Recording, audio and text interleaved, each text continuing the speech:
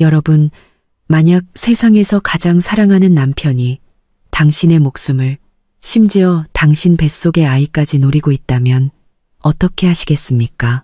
지금부터 제가 들려드릴 이야기는 바로 그런 끔찍한 배신에 관한 이야기입니다. 저는 허리를 부여잡고 인화종합병원 정문을 천천히 걸어 나왔습니다. 8월의 햇살은 얼굴을 따갑게 내리쬐었고 임신 38주차의 몸은 납덩이처럼 무거워 한 걸음 떼기가 무척이나 힘들었죠. 하윤 씨, 계단 조심해요. 황지훈이 제 팔을 부축하며 말했습니다. 그의 목소리는 꿀처럼 달콤했죠. 저는 고개를 들어 그를 보며 미소 지었습니다. 제가 5년간 사랑했던 이 남자, 여전히 심장이 멎을 만큼 멋있었죠. 짙은 눈썹 아래 그 매력적인 눈은 늘 제 심장을 뛰게 만들었습니다. 형님, 검사 결과는 다 좋은데 아기가 좀 큰 편이에요. 제 생각엔 미리 제왕절개하는 게 좋을 것 같아요. 흰 가운을 입은 황지민이 우리 뒤를 따르며 말했습니다. 그녀의 가슴에 달린 산부인과 부과장 명찰이 반짝였습니다. 저는 미간을 찌푸렸습니다. 하지만 저는 자연분만 하고 싶은데요. 하윤아, 전문가 말을 들어야지. 황지훈이 제 손을 꾹 잡으며 말했습니다. 지민이가 내 시누이인데 설마 널 해치기라도 하겠어? 황지민이 금태 안경을 고쳤으며 상냥하게 웃었습니다. 형님, 요즘 제왕절개 기술이 얼마나 발전했는데요. 자연분만보다 훨씬 안전해요. 형님 나이도 적지 않고 처사이인데 굳이 위험을 감수할 필요 없잖아요. 저는 입술을 깨물고 아무 말도 하지 않았습니다.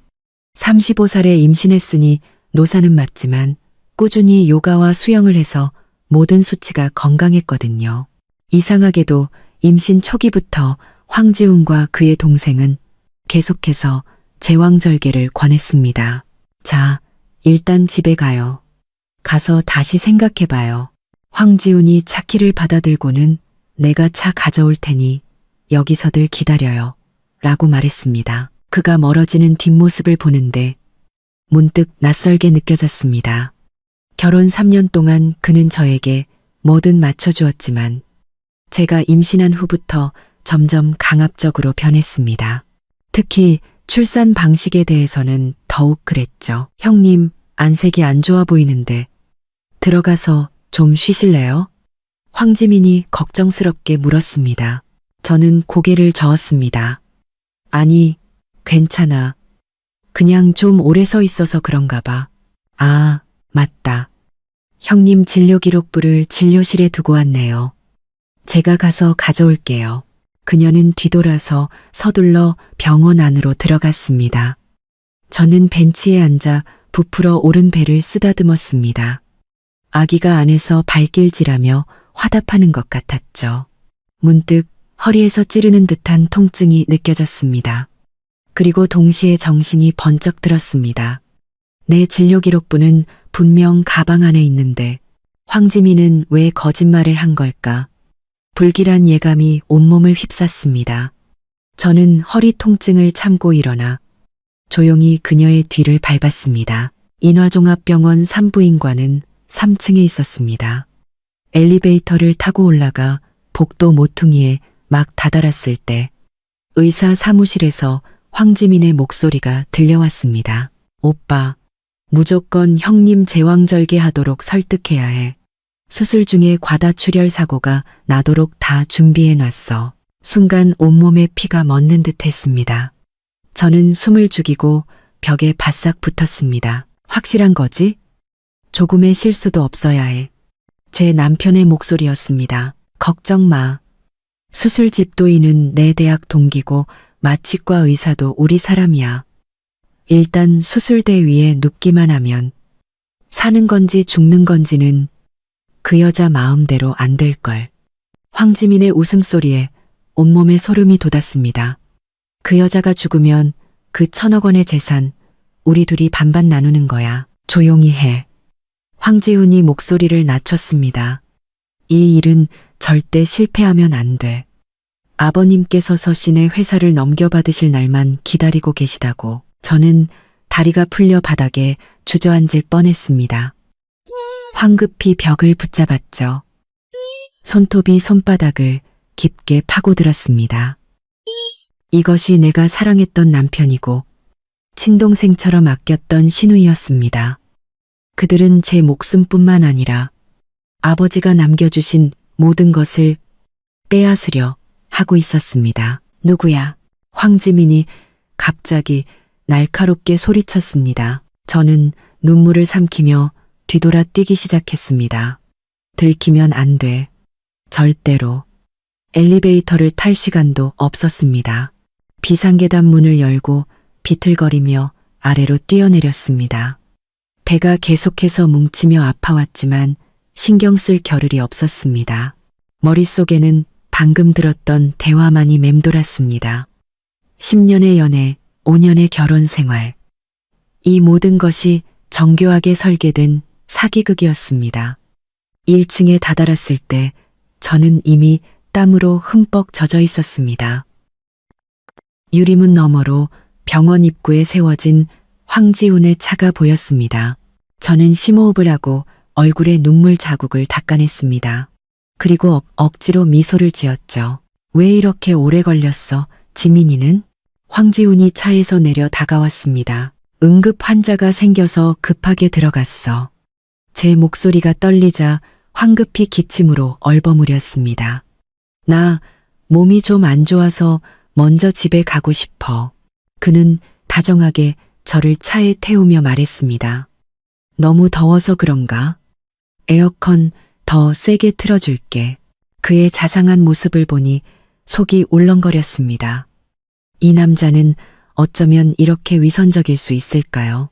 저는 허벅지를 세게 꼬집으며 들키지 말자고 스스로를 다잡았습니다. 집으로 가는 내내 그는 제왕절개의 장점에 대해 늘어놓았습니다. 저는 창밖을 보며 듣는 척했지만 사실 그의 말 한마디 한마디가 칼날처럼 가슴에 박혔습니다. 참, 다음 주 수요일이 장인어른 기일이지? 그가 갑자기 물었습니다. 저는 가슴이 철렁했습니다. 장인어른께서 외손주 태어나는 걸 보셨으면 얼마나 좋았을까. 그 교통사고는 정말 너무 갑작스러웠어. 그가 한숨을 쉬었습니다. 백미러를 통해 그의 눈을 보았습니다. 거기엔 슬픔이 아닌 탐욕만이 가득했습니다. 끔찍한 생각이 스쳐 지나갔습니다. 아버지의 교통사고. 그것도 혹시 사고가 아니었던 건 아닐까? 집에 도착하자마자 저는 피곤하다는 핑계로 침실 문을 잠갔습니다. 그제야 소리내어 울 수 있었지만 소리가 새어나갈까. 두려워 베개에 얼굴을 묻고 소리 없이 흐느꼈습니다. 실컷 울고 난 뒤 저는 눈물을 닦고 비상용 휴대폰을 꺼내 들었습니다. 첫 전화는 절친 민지에게 걸었습니다. 여보세요? 민지야, 나야. 큰일 났어. 저는 목소리를 낮췄습니다. 전화기 너머로 몇 초간 침묵이 흘렀습니다. 너 어디야? 안전한 거야? 지금은 안전해. 저는 입술을 깨물며 말했습니다. 박 변호사님 좀 만나야겠어. 최대한 빨리. 알았어. 늘 가던 곳에서 2시간 뒤에 보자. 진정하고 절대 티내지 마. 민지는 침착했습니다. 전화를 끊고 저는 금고를 열어 아버지가 남겨주신 서류들을 꺼냈습니다. 유언장, 회사 지분 증명서, 그리고 각종 자산 증명 서류들이었죠. 아버지는 돌아가시기 전 1,000억 원이 넘는 모든 재산을 제게 남겨주셨습니다. 이제 누군가 그 돈 때문에 저와 제 아이의 목숨을 노리고 있었습니다. 저는 배를 어루만지며 뱃속의 작은 생명을 느꼈습니다. 아가, 엄마가 꼭 지켜줄게. 우리를 해치려는 사람들에게 반드시 대가를 치르게 할 거야. 그때 문 밖에서 발소리가 들렸습니다. 저는 서둘러 서류를 숨겼습니다. 하윤아, 닭곰탕 끓였는데 좀 먹을래? 황지훈의 목소리는 여전히 물처럼 부드러웠습니다. 저는 심호흡을 하고 웃는 얼굴로 대답했습니다. 응, 지금 나갈게. 게임은 시작되었습니다. 황지훈, 과연 누가 최후의 승자가 될지 두고 보자. 황지훈은 닭곰탕을 들고 들어왔습니다.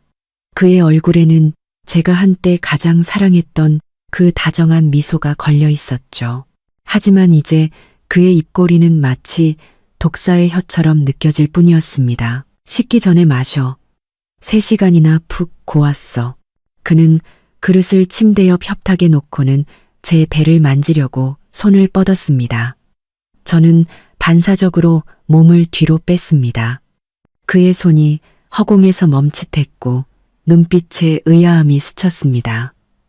왜 그래? 어디 안 좋아? 아기가 너무 세게 차서. 저는 억지로 웃으며 닭곰탕을 받아 들었습니다.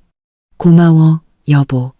당신 정말 최고야. 닭곰탕의 구수한 냄새가 코를 찔렀지만 저는 순간 경계심이 들었습니다. 이 안에 무언가 들어있지는 않을까. 임신한 이후로 황지우는 유난히 살갑게 굴며 매일같이 제게 좋은 보양식을 챙겨줬습니다.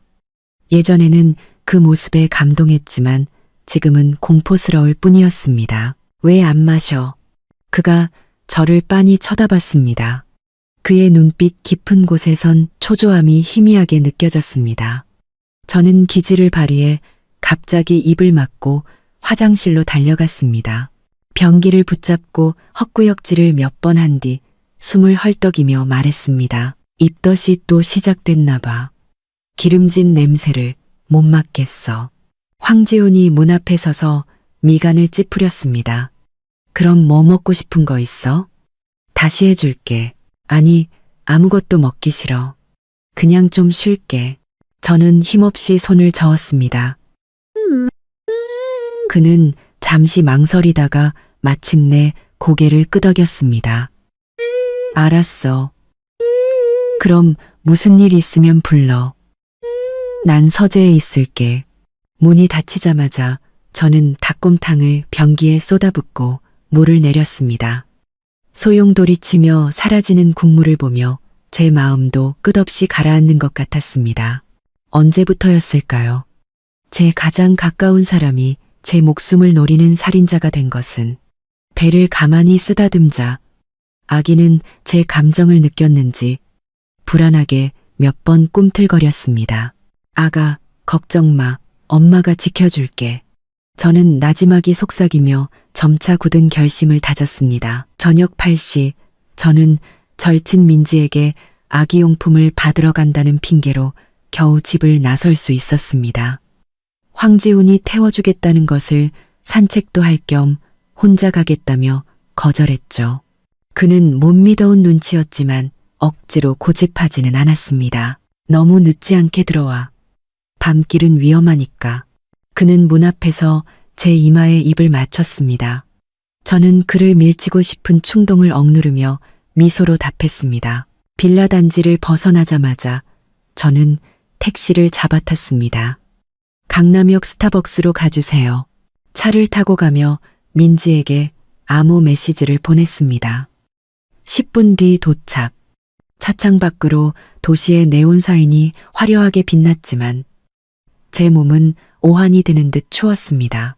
세상은 갑자기 낯설어졌고 가장 가까운 사람조차 믿을 수 없게 되었습니다. 스타벅스 구석자리에 민지가 이미 와 있었습니다. 그녀는 제 대학 동기이자 지금은 로펌의 파트너 변호사입니다. 제가 들어오는 것을 보자 그녀는 곧장 일어나 저를 안아주었습니다. 대체 무슨 일이야? 전화로는 자세히 말도 안 하고 그녀는 제 부른 배를 보며 걱정스럽게 물었습니다. 아기는 괜찮은 거지? 저는 심호흡을 하고 오늘 병원에서 겪었던 모든 일을 털어놓았습니다. 민지의 얼굴은 점점 굳어지더니 마지막에는 테이블을 주먹으로 내리쳤습니다. 그 개자식들이 완전 미쳤구나. 주변 사람들이 쳐다보자 그녀는 황급히 목소리를 낮췄습니다. 정말 잘못 들은 거 아니지? 한 글자도 틀림없어. 저는 이를 악물었습니다. 자기들끼리 돈 나눌 계획까지 다 세워놨더라고. 민지가 제 손을 잡았습니다. 걱정 마, 내가 있잖아. 박 변호사님도 곧 오실 거야. 말이 끝나기 무섭게 회색 정장을 입은 중년 남성이 빠른 걸음으로 다가왔습니다. 박진우 변호사님, 아버지의 전담 변호사이자 제가 어릴 때부터 저를 지켜봐 주신 분입니다. 하윤아, 민지한테 대충 이야기는 들었다. 그의 표정은 심각했습니다. 이건 아주 심각한 문제야. 신중하게 처리해야 해. 저는 고개를 끄덕였습니다. 박 변호사님, 이제 저 어떻게 해야 해요? 우선 너와 아이의 안전부터 확보해야 한다. 박진우 변호사님은 서류 가방을 열어 서류 몇 장을 꺼냈습니다. 이건 네 아버님의 유언장과 자산 명세서다. 잘 보관하렴. 그는 다른 서류철을 제게 밀어주었습니다. 그리고 이건 네가 예전에 작성했던 유언장 사본이야. 저는 그 서류를 보며 가슴이 아팠습니다. 임신 사실을 알게 된 후 황지훈과 행복한 미래를 꿈꾸며 작성했던 것이었죠. 만약 제게 무슨 일이 생기면 모든 재산을 남편과 아이가 절반씩 상속받는다고 적혀 있었습니다. 이 얼마나 비극적인 농담인가요? 유언장을 수정하겠어요. 저는 단호하게 말했습니다. 모든 재산은 아이에게 상속하고 황지훈에게는 단 1원도 주지 않을 거예요. 박진우 변호사님이 고개를 끄덕였습니다. 현명한 결정이다. 하지만 아이가 미성년자이니 신탁기금을 설립해서 네가 지정하는 후견인이 성인이 될 때까지 재산을 관리하도록 해야 해. 후견인은 절대 황지훈이어서는 안 돼요. 민지가 끼어들었습니다. 하윤아, 나나 박 변호사님을 지정할 수 있어. 저는 잠시 고민하다 말했습니다.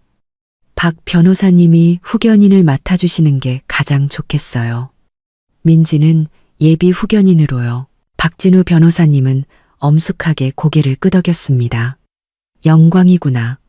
내 아버님께는 큰 은혜를 입었으니 내가 반드시 외손주를 지켜주마. 그 다음은요? 제가 물었습니다. 유언장 수정만으로는 부족해요. 그들은 제 목숨을 노리고 있다고요. 민지의 눈에 살기가 스쳤습니다. 증거를 모아서 그 자식들 감옥에 쳐넣어야지. 맞아. 박진우 변호사님도 동의했습니다. 하지만 조심해야 한다. 섣불리 움직였다가 저들이 눈치채면 더 곤란해져. 우리는 카페가 문 닫을 시간까지 구체적인 계획을 논의했습니다. 헤어질 때 민지는 저를 꼭 안아주며 말했습니다. 하윤아, 정말 조심해야 해. 이제부터 먹는 거, 마시는 거 전부 조심하고. 웬만하면 네가 직접 챙겨. 저는 고개를 끄덕였습니다. 눈물이 왈칵 쏟아졌습니다. 민지야, 나 너무 무서워. 무서워하지 마. 우리가 곁에 있잖아. 그녀는 제 눈물을 닦아주었습니다. 기억해. 충분한 증거를 모으기 전까지는 반드시 아무것도 모르는 척해야 해. 빌라로 돌아왔을 때는 밤 11시가 다 된 시간이었습니다. 황지우는 거실 소파에 앉아 있었는데 표정이 좋지 않았습니다. 왜 이렇게 늦었어? 그는 일어나 다가오며 나무라듯 말했습니다. 전화는 몇 통이나 했는데 그제야 저는 휴대폰을 무음으로 해둔 것이 생각났습니다. 미안해. 민지랑 이야기하다 보니 시간 가는 줄 몰랐어. 그는 제 눈을 빤히 쳐다보며 무언가를 판단하려는 듯 했습니다. 정말 그냥 얘기만 한 거야? 저는 가슴이 철렁했지만 겉으로는 애교를 부렸습니다. 그럼 뭐겠어? 임산부 둘이서 뭘 하겠다고. 민지도 임신 6개월이잖아. 황지훈의 표정이 그제야 누그러졌습니다. 그는 제 허리를 감싸 안으며 말했습니다. 널 걱정해서 그러지. 지금 넌 우리 집 특별 보호 대상이라고. 저는 그의 품에 기댔습니다. 익숙한 그의 심장 소리를 느꼈지만 예전과 같은 따뜻함은 전혀 느껴지지 않았습니다. 다음 날 아침 황지우는 또다시 제왕절개 이야기를 꺼냈습니다. 하윤아, 내가 곰곰이 생각해봤는데 지민이 말이 맞는 것 같아. 제왕절개가 더 안전해.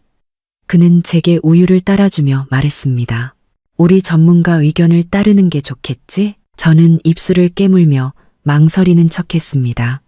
하지만 제왕절개는 회복도 느리고 흉터도 남는다고 하던데, 흉터는 나중에 시술로 없애면 되고 회복이 느리면 최고의 산후도우미를 구하면 되지. 그가 제 손을 잡으며 말했습니다. 내 안전보다 중요한 건 없어. 그의 진심 어린 눈빛을 보니 하마터면 또 마음이 약해질 뻔했습니다. 하지만 병원에서 들었던 그의 말을 떠올리자 제 마음은 다시 차갑게 식었습니다. 그럼 약속해줘. 대한민국 최고의 의사 선생님으로 알아봐 주겠다고.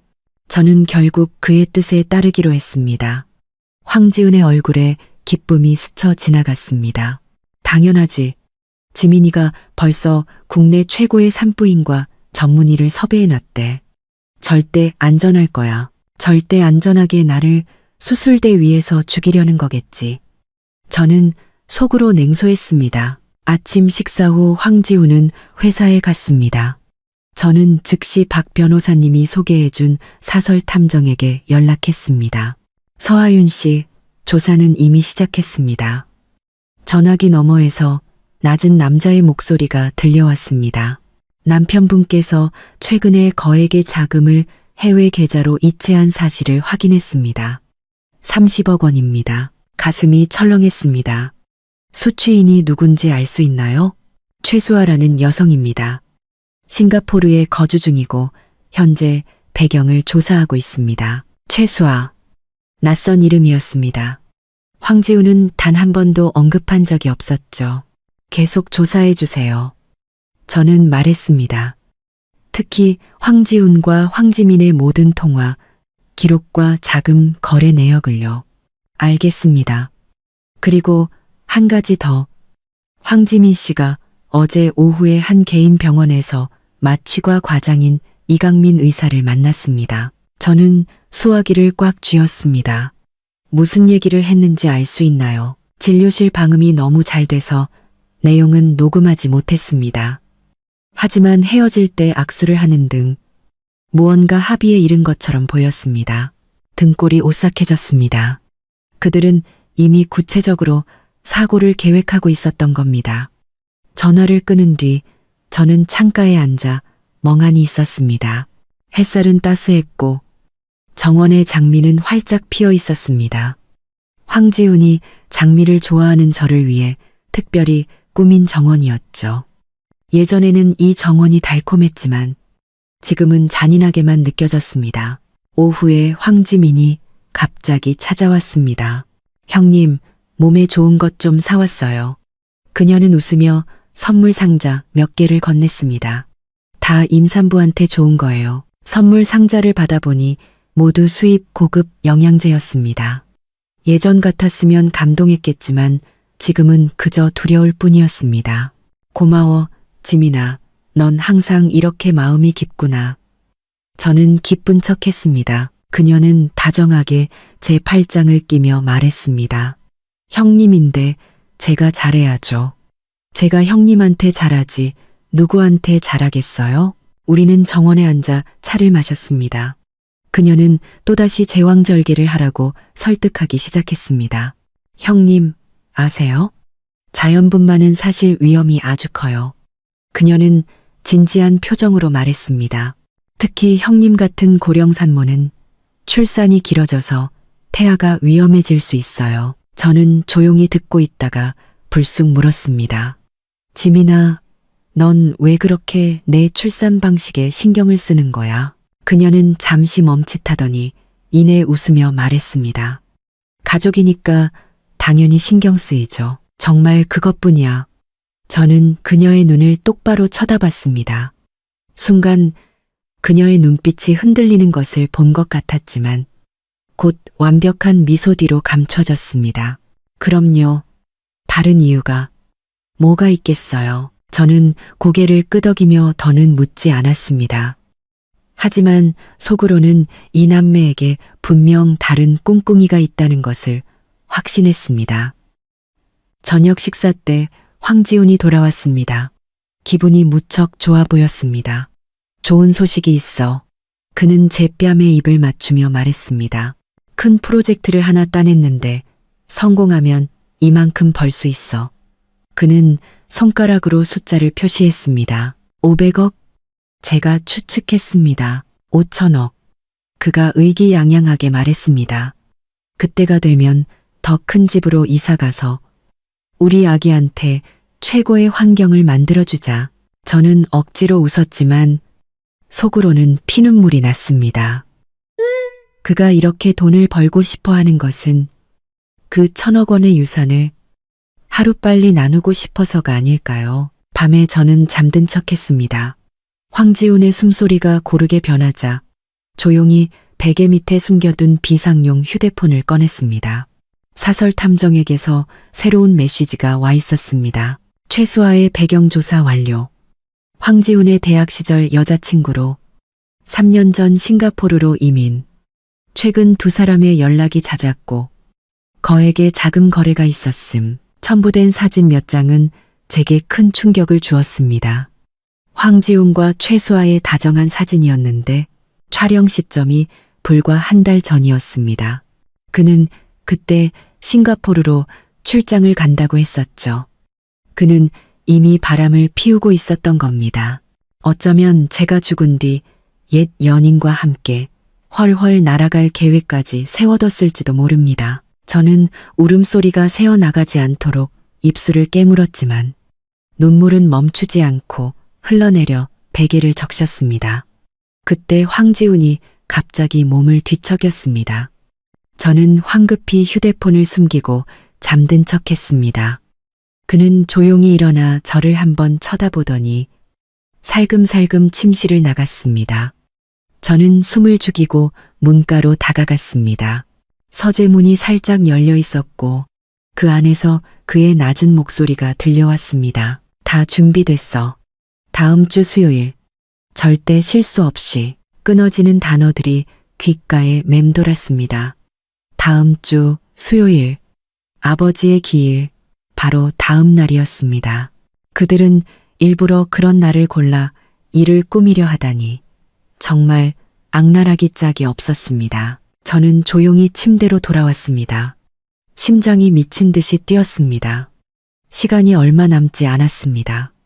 서둘러 움직여야 했습니다. 다음 날 저는 산전 우울증을 핑계로 황지훈에게 심리 상담을 받으러 가자고 했습니다. 사실 그 심리 상담사는 박 변호사님이 섭외한 녹음 전문가였습니다. 그는 제 몸에 아주 작은 녹음 장치를 설치해 주었습니다. 이걸로 48시간 연속 녹음이 가능합니다. 증거를 모으기엔 충분할 겁니다. 집으로 돌아오자 황지훈은 제게 더욱 살갑게 굴었습니다.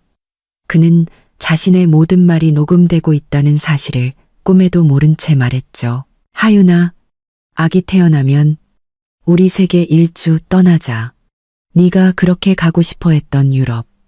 첫 번째 목적지는 파리로 하는 거야. 예전 같았으면 행복하게 고개를 끄덕였겠지만 지금 제 귀에는 네가 죽으면 네 돈으로 내가 신나게 놀아줄게라는 말로 들렸습니다. 저녁에는 황지민이 또 와서 저녁을 먹었습니다.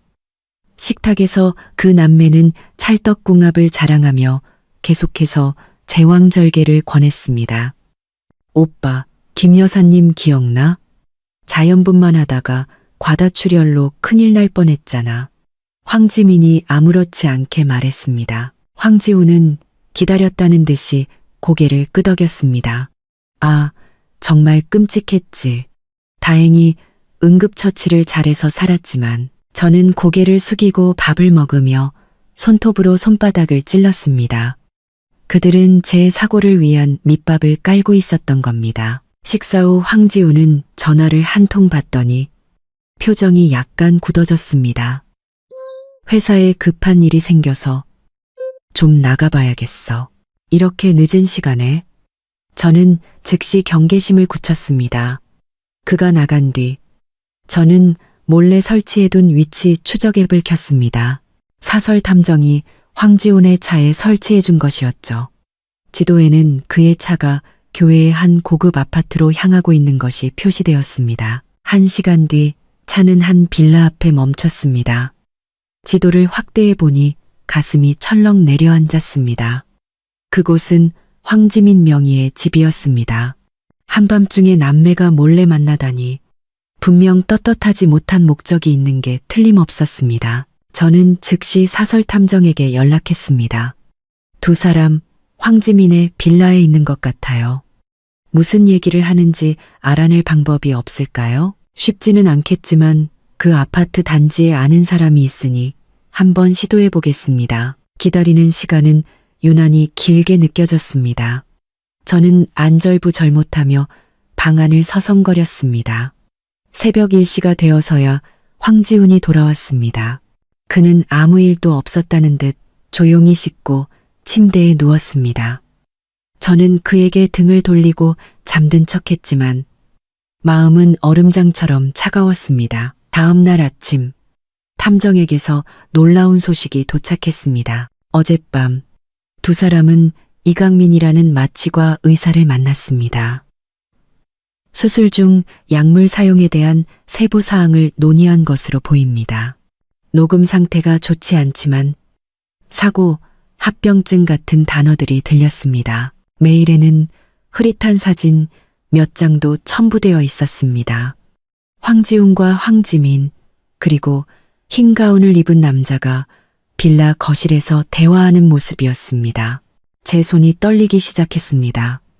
그들은 이미 구체적인 살해 계획을 짜고 있었던 겁니다. 그때 황지훈이 들어왔습니다. 하윤아, 왜 그래? 안색이 너무 안 좋은데. 저는 황급히 휴대폰을 끄고 억지로 웃었습니다. 잠을 설쳐서 그런가 봐. 그는 걱정스럽게 제 이마를 만지며 말했습니다. 지민이한테 와서 좀 보라고 할까? 아니, 괜찮아. 좀 쉬면 나아질 거야. 그는 침대 가장자리에 앉아 다정하게 제 머리카락을 쓸어 넘겼습니다. 하윤아, 너랑 상의할 게 있는데. 무슨 일인데? 유 원장에 관한 거야. 그가 아무렇지 않게 말했습니다. 이제 아기도 태어날 텐데 내용을 좀 수정해야 하지 않을까? 우리 아기 미래를 위해서 말이야. 심장이 쿵 하고 떨어졌습니다. 드디어 본론을 꺼내는군요. 지금도 충분히 좋은데 당신이 나랑 아기 영원히 지켜준다고 했잖아. 저는 순진한 척했습니다. 당연히 지켜주지. 그가 다급하게 말했습니다. 하지만 사람이란 게 한치 앞을 모르는 거잖아. 정말 만약에 나한테 무슨 일이 생기면 너랑 아기는 어떡해? 저는 그의 눈을 똑바로 쳐다보며 물었습니다. 그럼 당신은 만약 나한테 무슨 일이 생기면 당신이랑 아기는 어떡할 건데? 그의 표정이 순간 굳었습니다. 불과 1초였지만 그의 속내를 꿰뚫어 보기엔 충분한 시간이었습니다. 그런 불길한 소리 하지 마. 우리 둘 다 아무 일 없을 거야. 그는 애써 태연한 척했습니다. 그 순간 저는 완전히 마음을 접었습니다. 제가 한때 그토록 사랑했던 이 남자는 정말로 저의 죽음을 계획하고 있었습니다. 저는 심호흡을 하고 결심을 굳혔습니다. 당신 말이 맞아. 저는 미소를 지으며 말했습니다. 유 원장은 수정해야겠어. 우리 아기를 위해서 만일의 사태에 대비해야지. 황지훈의 눈이 반짝 빛났습니다. 그럼 내가 박 변호사님께 연락할게. 아니, 됐어. 저는 고개를 저었습니다. 내가 이미 오후에 오시라고 약속 잡아놨어. 그가 잠시 멈칫했습니다. 언제? 어제. 저는 태연하게 말했습니다. 당신이 최악의 상황을 대비해야 한다고 했잖아.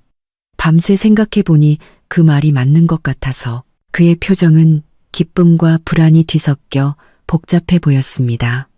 그래서 어떻게 수정할 생각인데 오후에 보면 알게 될 거야. 저는 의미심장한 미소를 지었습니다. 황지훈은 더는 묻지 않았지만 어딘가 들떠 보였습니다. 발걸음조차 가벼워 보였죠. 그는 분명 제가 더 많은 재산을 자신에게 남겨줄 거라고 생각하고 있을 겁니다. 참으로 가련하고 우스운 일이었습니다. 오후 2시 박 변호사님이 시간에 맞춰 도착했습니다. 황지우는 저와 함께 있겠다며 일부러 집에 남아 있었습니다. 서재에서 박 변호사님이 서류를 펼쳤습니다. 서하윤 씨, 정말 유 원장을 수정하시겠습니까? 저는 고개를 끄덕이며 옆에 앉은 황지훈을 쳐다봤습니다. 지훈 씨랑 상의했어요. 우리 아기 미래를 위해서 좀 더 확실하게 준비해둬야 할 것 같아서요. 황지훈이 제 손을 잡으며 박 변호사님께 말했습니다. 네, 변호사님. 하윤이 말은 무슨 일이 생기더라도 우리 아기가 최고의 보살핌을 받을 수 있도록 하자는 뜻입니다. 박 변호사님이 안경을 고쳤으며 말했습니다. 알겠습니다. 그럼 구체적인 조항은 어떻게 하시겠습니까? 저는 미리 계획했던 내용을 또렷하게 말했습니다. 제 명의의 모든 재산, 즉 회사 지분, 부동산, 현금 자산을 전부 제 아이에게 상속합니다. 아이가 성인이 되기 전까지는 신탁기금을 설립하여 박진우 변호사님께서 후견인으로서 재산을 관리해 주십시오. 황지훈의 얼굴에서 미소가 굳었습니다. 잠깐, 하윤아, 이건. 저는 그의 말을 잘랐습니다. 지훈 씨, 내 말 끝까지 들어봐. 저는 박 변호사님을 향해 말을 이었습니다. 만약 제가 불행히 세상을 떠나게 되면 아이의 양육권은 제 친구 김민지에게 넘깁니다. 아버지인 황지훈 씨는 면접 교섭권은 가지지만 양육권은 가질 수 없습니다. 서하윤, 황지훈이 벌떡 일어났습니다. 이게 무슨 소리야? 저는 침착하게 그를 쳐다봤습니다. 왜 그래? 당신이 말한 대로 우리 아기를 위해 최악의 상황을 대비하는 거잖아. 그의 얼굴이 새빨개졌습니다. 하지만 난 아이 아빠야. 왜 양육권을 가질 수 없는 건데? 당신이 재혼이라도 하면 새엄마가 우리 아기를 학대할 수도 있으니까. 저는 미리 준비해둔 이유를 댔습니다. 이건 엄마로서의 본능이야. 당신도 이해해줬으면 좋겠어. 황지우는 분노로 몸을 떨었지만 대놓고 반대하지는 못했습니다. 그랬다간 다른 속셈이 있는 것처럼 보일 테니까요. 박 변호사님이 때맞춰 끼어들었습니다. 황지훈 씨, 서하윤 씨의 걱정도 일리가 있습니다. 재혼 가정에서는 실제로 그런 문제가 종종 발생하니까요. 황지훈은 분노를 억누르며 뒤틀린 미소를 지었습니다. 하윤아, 너무 앞서 나가는 거 아니야? 내가 어떻게 재혼을 하겠어. 안 하길 바라. 저는 그의 손을 다정하게 두드리며 말했습니다. 하지만 혹시 모르잖아. 난 우리 아기를 먼저 생각해야지. 그는 아무 말도 하지 못하고 제가 새로운 유언장에 서명하고 공증받는 것을 지켜볼 수밖에 없었습니다. 이 모든 과정은 책상 위에 숨겨진 녹음펜에 고스란히 기록되었습니다. 저는 그가 아기를 위해 최악의 상황을 대비하자고 말한 것을 증거로 남기고 싶었습니다. 이것은 훗날 중요한 증거가 될 것입니다. 유언장 공증이 끝나자 황지훈은 핑계를 대고 서둘러 집을 나갔습니다. 분명 황지민과 대책을 논의하러 갔을 겁니다. 박 변호사님이 서류를 챙기며 걱정스럽게 저를 보았습니다. 하윤아, 이렇게 하면 저들을 자극하게 될 텐데. 알아요. 저는 고개를 끄덕였습니다. 하지만 저들이 초조해할수록 더 쉽게 꼬리를 밟힐 거예요. 박 변호사님이 한숨을 쉬었습니다. 부디 몸조심하렴. 저들이 궁지에 몰리면 무슨 짓을 할지 몰라. 그가 떠난 뒤 저는 창가에 서서 활짝 핀 장미를 바라보았습니다. 폭풍우가 몰려오고 있었습니다. 하지만 저와 아이의 목숨을 위해 저는 끝까지 싸워야만 했습니다. 휴대폰이 진동했습니다. 사설 탐정에게서 온 메시지였습니다. 마취과 의사 이강민이 거액의 도박 빚을 졌다가 최근에 대부분을 갚은 사실을 확인했습니다. 자금 출처는 황지민의 차명 계좌입니다. 진실은 점점 더 명확해지고 있었습니다. 그들은 마취과 의사를 매수해서 수술 중에 사고를 일으키려 했던 겁니다. 저는 답장을 보냈습니다. 계속 증거를 수집해 주세요. 자금 흐름과 통화 기록에 집중해서요. 휴대폰을 내려놓고 저는 배를 쓰다듬었습니다. 아가, 걱정 마. 엄마가 지켜줄게. 해질녘 황지훈이 돌아왔습니다. 그의 얼굴은 잿빛처럼 어두웠지만 그는 여전히 다정한 척하며 제게 저녁을 차려주었습니다. 하윤아, 오늘 피곤했지? 네가 제일 좋아하는 생선 맑은 탕 끓였어. 저는 뽀얀 국물의 탕을 보며 강한 직감을 느꼈습니다. 이 탕 마시면 안 돼. 나 화장실 좀 먼저 다녀올게. 저는 자리에서 일어났습니다. 화장실에서 저는 몰래 은수저를 꺼냈습니다. 아버지가 살아계실 때 독을 감지할 수 있다며 주신 선물이었습니다. 식탁으로 돌아와 황지훈이 한눈 파는 사이에 은수저를 탕에 담갔다 뺐습니다. 수저 끝이 희미하게 검게 변해 있었습니다. 순간 온몸에 피가 멎는 듯 했습니다. 그들은 수술 날까지 기다릴 여유도 없이 당장 저를 해치려 하고 있었던 겁니다. 여러분, 만약 세상에서 가장 사랑하는 남편이 당신의 목숨을, 심지어 당신 뱃속의 아이까지 노리고 있다면 어떻게 하시겠습니까? 지금부터 제가 들려드릴 이야기는 바로 그런 끔찍한 배신에 관한 이야기입니다. 저는 무거운 몸을 이끌고 인화종합병원 정문을 나섰습니다. 8월의 햇살은 따가웠고 임신 38주차의 몸은 납덩이처럼 무거워 한 걸음이 천근만근이었죠. 하윤 씨, 계단 조심해요. 황지훈이 제 팔을 부축하며 속삭였습니다. 꿀처럼 달콤한 목소리였죠. 저는 그를 보며 미소 지었습니다. 제가 5년간 사랑했던 남자, 여전히 심장이 멎을 만큼 멋있었습니다. 짙은 눈썹, 그 매력적인 눈은 늘 제 심장을 뛰게 만들었으니까요. 형님, 검사 결과는 좋은데 아기가 좀 커요. 제왕절개를 미리 하는 게 좋을 것 같아요. 흰 가운을 입은 황지민이 뒤따르며 말했습니다. 그녀의 가슴에 달린 산부인과 부과장 명찰이 번쩍였습니다. 저는 미간을 찌푸렸습니다. 하지만 난 자연분만 하고 싶은데, 하윤아, 전문가 말을 들어야지. 황지훈이 제 손을 꾹 잡았습니다.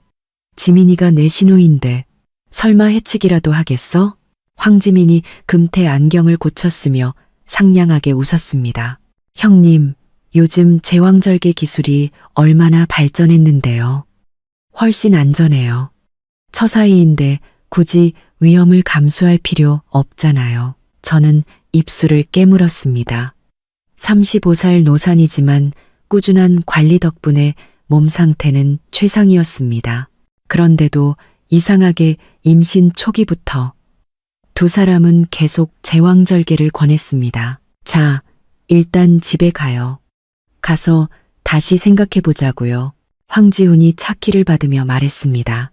내가 차 가져올 테니 여기서들 기다려요. 멀어지는 그의 뒷모습이 문득 낯설게 느껴졌습니다. 결혼 3년 내내 다정했던 그가 임신 후부터 점점 강압적으로 변했습니다. 특히 출산 방식 문제에선 더 그랬죠. 형님, 안색이 안 좋아 보이는데 들어가서 좀 쉬시겠어요? 황지민이 걱정스럽게 물었습니다. 저는 고개를 저었습니다. 괜찮아. 그냥 좀 오래 서 있었나 봐. 아, 맞다. 형님 진료 기록부를 두고 왔네요. 제가 가서 가져올게요. 그녀는 서둘러 병원 안으로 들어갔습니다. 저는 벤치에 앉아 부른 배를 쓰다듬었죠. 아기가 안에서 발길질하며 화답하는 것 같았습니다. 문득 허리에 찌르는 듯한 통증과 함께 정신이 번쩍 들었습니다. 내 진료 기록부는 분명 가방 안에 있는데 황지민은 왜 거짓말을 한 걸까? 불길한 예감이 온몸을 휩쌌습니다. 저는 통증을 참고 조용히 그녀의 뒤를 쫓았습니다. 산부인과는 3층이었습니다. 엘리베이터에서 내려 복도 모퉁이를 돌자 의사 사무실에서 황지민의 목소리가 들려왔습니다. 오빠, 무조건 형님 제왕절개하도록 설득해야 해. 수술 중에 과다출혈 사고가 나도록 다 준비해놨다고. 순간 온몸에 피가 멎는 듯 했습니다. 저는 숨을 죽이고 벽에 바싹 붙었습니다. 확실한 거지? 조금의 실수도 없어야 해. 분명 제 남편의 목소리였습니다. 걱정 마. 집도인은 내 대학 동기고 마취과 의사도 우리 사람이야. 일단 수술대에 눕기만 하면 사는 것도 죽는 것도 그 여자 마음대로는 안 될걸. 황지민의 웃음소리에 온몸에 소름이 돋았습니다. 그 여자가 죽으면 그 1,000억 원 우리 둘이 반반 나누는 거야. 조용히 해. 황지훈이 목소리를 낮췄습니다. 이 일은 절대 실패하면 안 돼. 아버님께서 서신의 회사를 넘겨받으실 날만 기다리고 계신다고. 다리가 풀려 주저앉을 뻔했습니다. 황급히 벽을 붙잡았죠. 손톱이 손바닥을 깊게 파고들었습니다. 이것이 내가 사랑했던 남편이고 친동생처럼 아꼈던 시누이였습니다. 그들은 제 목숨뿐 아니라 아버지가 남겨주신 모든 것을 노리고 있었습니다. 누구야? 황지민이 날카롭게 소리쳤습니다. 저는 눈물을 삼키며 뒤돌아 뛰었습니다. 들키면 안 돼. 절대로. 엘리베이터를 기다릴 틈도 없이 비상계단으로 뛰어내렸습니다. 배가 아파왔지만 신경 쓸 겨를이 없었습니다. 머릿속에는 방금 들었던 대화만이 맴돌았습니다. 10년의 연애, 5년의 결혼, 모든 것이 정교한 사기극이었습니다. 1층에 다다랐을 땐 이미 땀으로 흠뻑 젖어 있었습니다. 유리문 너머로 황지훈의 차가 보였습니다. 저는 심호흡을 하고 눈물을 닦아냈습니다. 그리고 억지로 미소를 지었죠. 왜 이렇게 오래 걸렸어, 지민이는. 황지훈이 차에서 내려 다가왔습니다. 응급 환자가 생겼대. 제 목소리가 떨리자 황급히 기침으로 얼버무렸습니다. 나 몸이 좀 안 좋아서 먼저 집에 가고 싶어. 그는 다정하게 저를 차에 태우며 말했습니다. 더워서 그런가? 에어컨 더 세게 틀게. 그의 자상한 모습에 속이 울렁거렸습니다. 어쩌면 이렇게 위선적일 수 있을까요?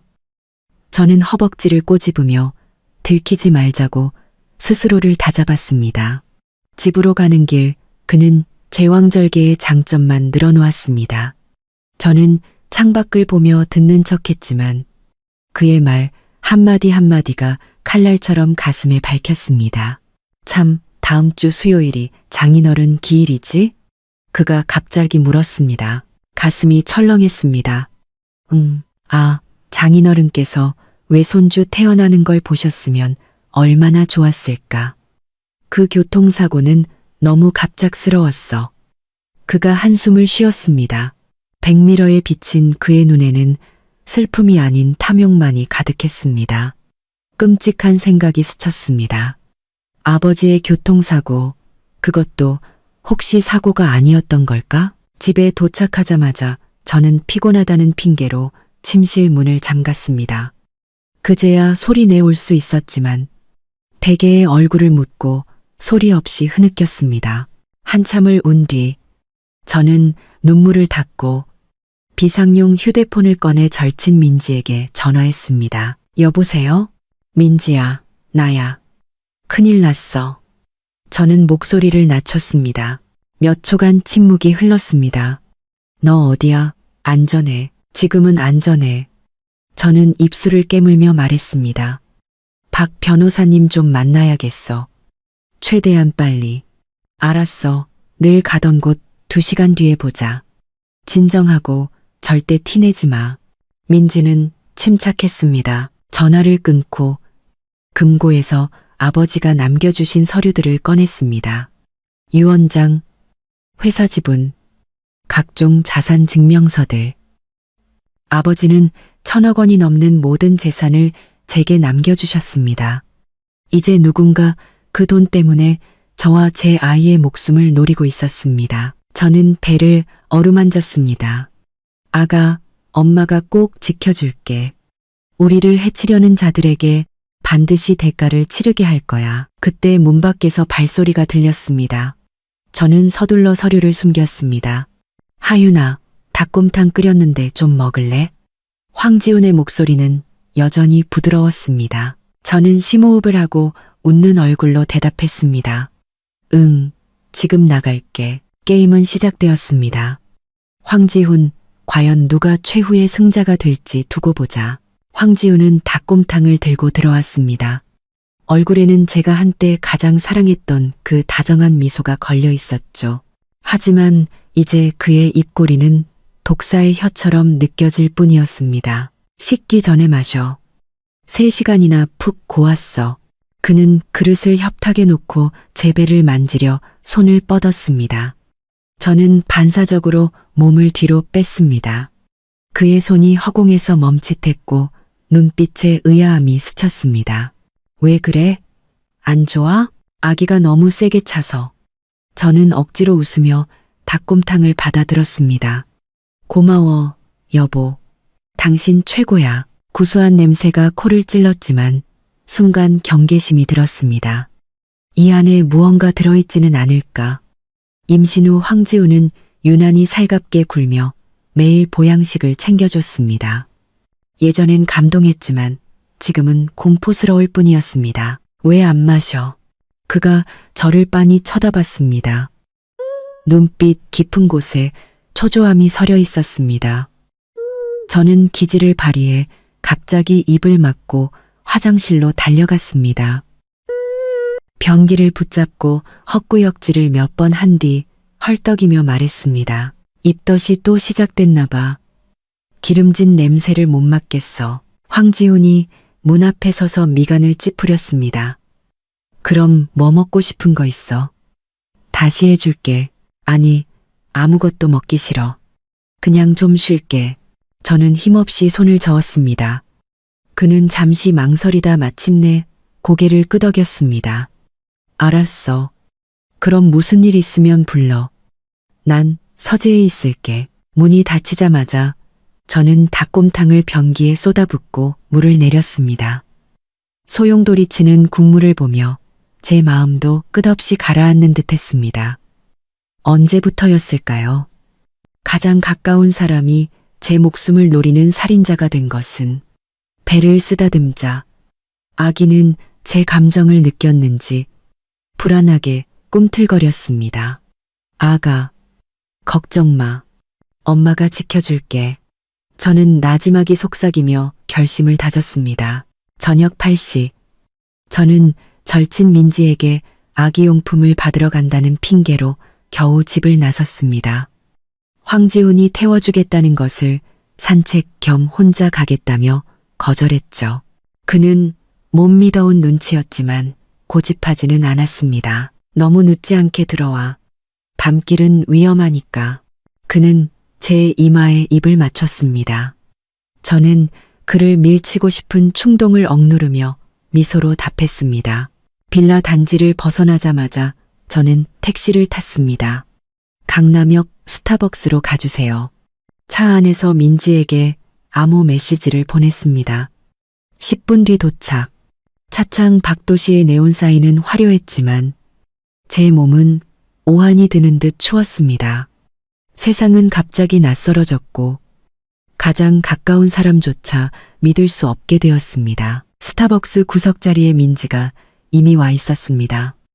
그녀는 제 대학 동기이자 로펌의 파트너 변호사입니다.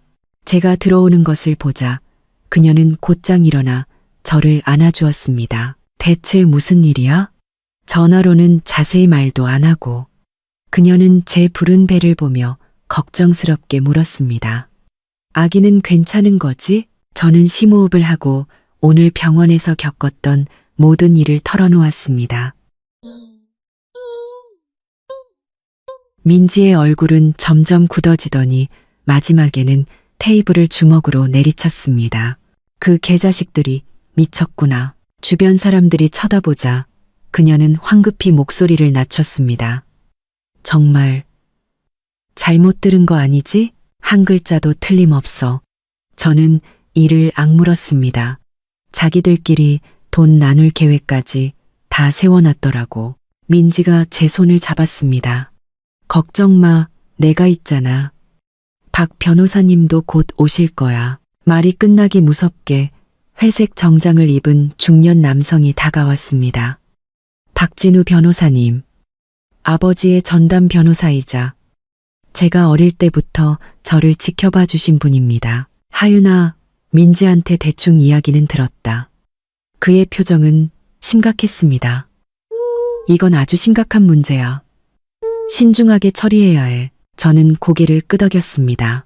박 변호사님, 이제 저 어떻게 해야 해요? 우선 너와 아이의 안전부터 확보해야 한다. 박 변호사님은 서류 가방에서 서류 몇 장을 꺼냈습니다. 이건 내 아버님의 유언장과 자산 명세서다. 잘 보관하렴. 그는 다른 서류처를 제게 밀어주었습니다. 그리고 이건 네가 예전에 작성했던 유언장 사본이야. 저는 그 서류를 보며 가슴이 아팠습니다. 임신 후 황지훈과 행복한 미래를 꿈꾸며 작성했던 것이었죠. 만약 제게 무슨 일이 생기면 모든 재산을 남편과 아이가 절반씩 상속받는다고 적혀 있었습니다. 이 얼마나 비극적인 농담인가요? 유언장을 수정하겠어요. 저는 단호하게 말했습니다. 모든 재산은 아이에게 상속하고 황지훈에게는 단 1원도 주지 않을 거예요. 박 변호사님이 고개를 끄덕였습니다. 현명한 결정이다. 하지만 아이가 미성년자이니 신탁 기금을 설립해서 네가 지정하는 후견인이 성인이 될 때까지 재산을 관리하도록 해야 해. 후견인은 절대 황지훈이어서는 안 돼요. 민지가 끼어들었습니다. 하윤아, 나나 박 변호사님을 지정할 수 있어. 저는 잠시 고민하다 말했습니다. 박 변호사님이 후견인을 맡아주시는 게 가장 좋겠어요. 민지는 예비 후견인으로요. 박 변호사님은 엄숙하게 고개를 끄덕였습니다. 영광이구나. 내 아버님께 큰 은혜를 입었으니 내가 반드시 외손주를 지켜주마. 그 다음은요? 제가 물었습니다. 유언장 수정만으로는 부족해요. 그들은 제 목숨을 노리고 있다고요. 민지의 눈에 살기가 스쳤습니다. 증거를 모아서 그 자식들 감옥에 쳐넣어야지. 맞아. 박 변호사님도 동의했습니다. 하지만 조심해야 한다. 섣불리 움직였다가 저들이 눈치채면 더 곤란해져. 우리는 카페가 문 닫을 시간까지 구체적인 계획을 논의했습니다. 헤어질 때 민지는 저를 꼭 안아주며 말했습니다. 하윤아, 정말 조심해야 해. 이제부터 먹는 거, 마시는 거 전부 조심하고. 웬만하면 네가 직접 챙겨. 저는 고개를 끄덕였습니다. 눈물이 왈칵 쏟아졌습니다. 민지야, 나 너무 무서워. 무서워하지 마. 우리가 곁에 있잖아. 그녀는 제 눈물을 닦아주었습니다. 기억해. 충분한 증거를 모으기 전까지는 반드시 아무것도 모르는 척해야 해. 빌라로 돌아왔을 때는 밤 11시가 다 된 시간이었습니다. 황지훈은 거실 소파에 앉아 있었는데 표정이 좋지 않았습니다. 왜 이렇게 늦었어? 그는 일어나 다가오며 나무라듯 말했습니다. 전화는 몇 통이나 했는데 그제야 저는 휴대폰을 무음으로 해둔 것이 생각났습니다. 미안해. 민지랑 이야기하다 보니 시간 가는 줄 몰랐어. 그는 제 눈을 빤히 쳐다보며 무언가를 판단하려는 듯 했습니다. 정말 그냥 얘기만 한 거야? 저는 가슴이 철렁했지만 겉으로는 애교를 부렸습니다. 그럼 뭐겠어. 임산부 둘이서 뭘 하겠다고.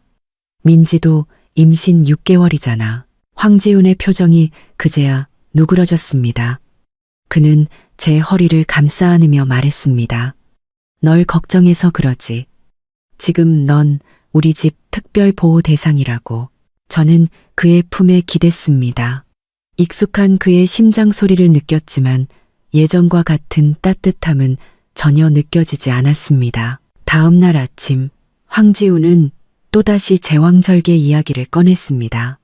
하윤아, 내가 곰곰이 생각해 봤는데 지민이 말이 맞는 것 같아. 제왕절개가 더 안전해. 그는 제게 우유를 따라주며 말했습니다. 우리 전문가 의견을 따르는 게 좋겠지? 저는 입술을 깨물며 망설이는 척했습니다. 하지만 제왕절개는 회복도 느리고 흉터도 남는다고 하던데 흉터는 나중에 시술로 없애면 되고 회복이 느리면 최고의 산후도우미를 구하면 되지. 그가 제 손을 잡으며 말했습니다. 네 안전보다 중요한 건 없어. 그의 진심 어린 눈빛을 보니 하마터면 또 마음이 약해질 뻔했습니다. 하지만 병원에서 들었던 그의 말을 떠올리자 제 마음은 다시 차갑게 식었습니다. 그럼 약속해줘. 대한민국 최고의 의사 선생님으로 알아봐 주겠다고. 저는 결국 그의 뜻에 따르기로 했습니다. 황지훈의 얼굴에 기쁨이 스쳐 지나갔습니다. 당연하지. 지민이가 벌써 국내 최고의 산부인과 전문의를 섭외해놨대. 절대 안전할 거야. 절대 안전하게 나를 수술대 위에서 죽이려는 거겠지. 저는 속으로 냉소했습니다. 아침 식사 후 황지훈은 회사에 갔습니다. 저는 즉시 박 변호사님이 소개해준 사설탐정에게 연락했습니다. 서하윤 씨, 조사는 이미 시작했습니다. 전화기 너머에서 낮은 남자의 목소리가 들려왔습니다. 남편분께서 최근에 거액의 자금을 해외 계좌로 이체한 사실을 확인했습니다. 30억 원입니다. 가슴이 철렁했습니다. 수취인이 누군지 알 수 있나요? 최수아라는 여성입니다. 싱가포르에 거주 중이고 현재 배경을 조사하고 있습니다. 최수아. 낯선 이름이었습니다. 황지훈은 단 한 번도 언급한 적이 없었죠. 계속 조사해 주세요. 저는 말했습니다. 특히 황지훈과 황지민의 모든 통화 기록과 자금 거래 내역을요. 알겠습니다. 그리고 한 가지 더, 황지민 씨가 어제 오후에 한 개인 병원에서 마취과 과장인 이강민 의사를 만났습니다. 저는 수화기를 꽉 쥐었습니다.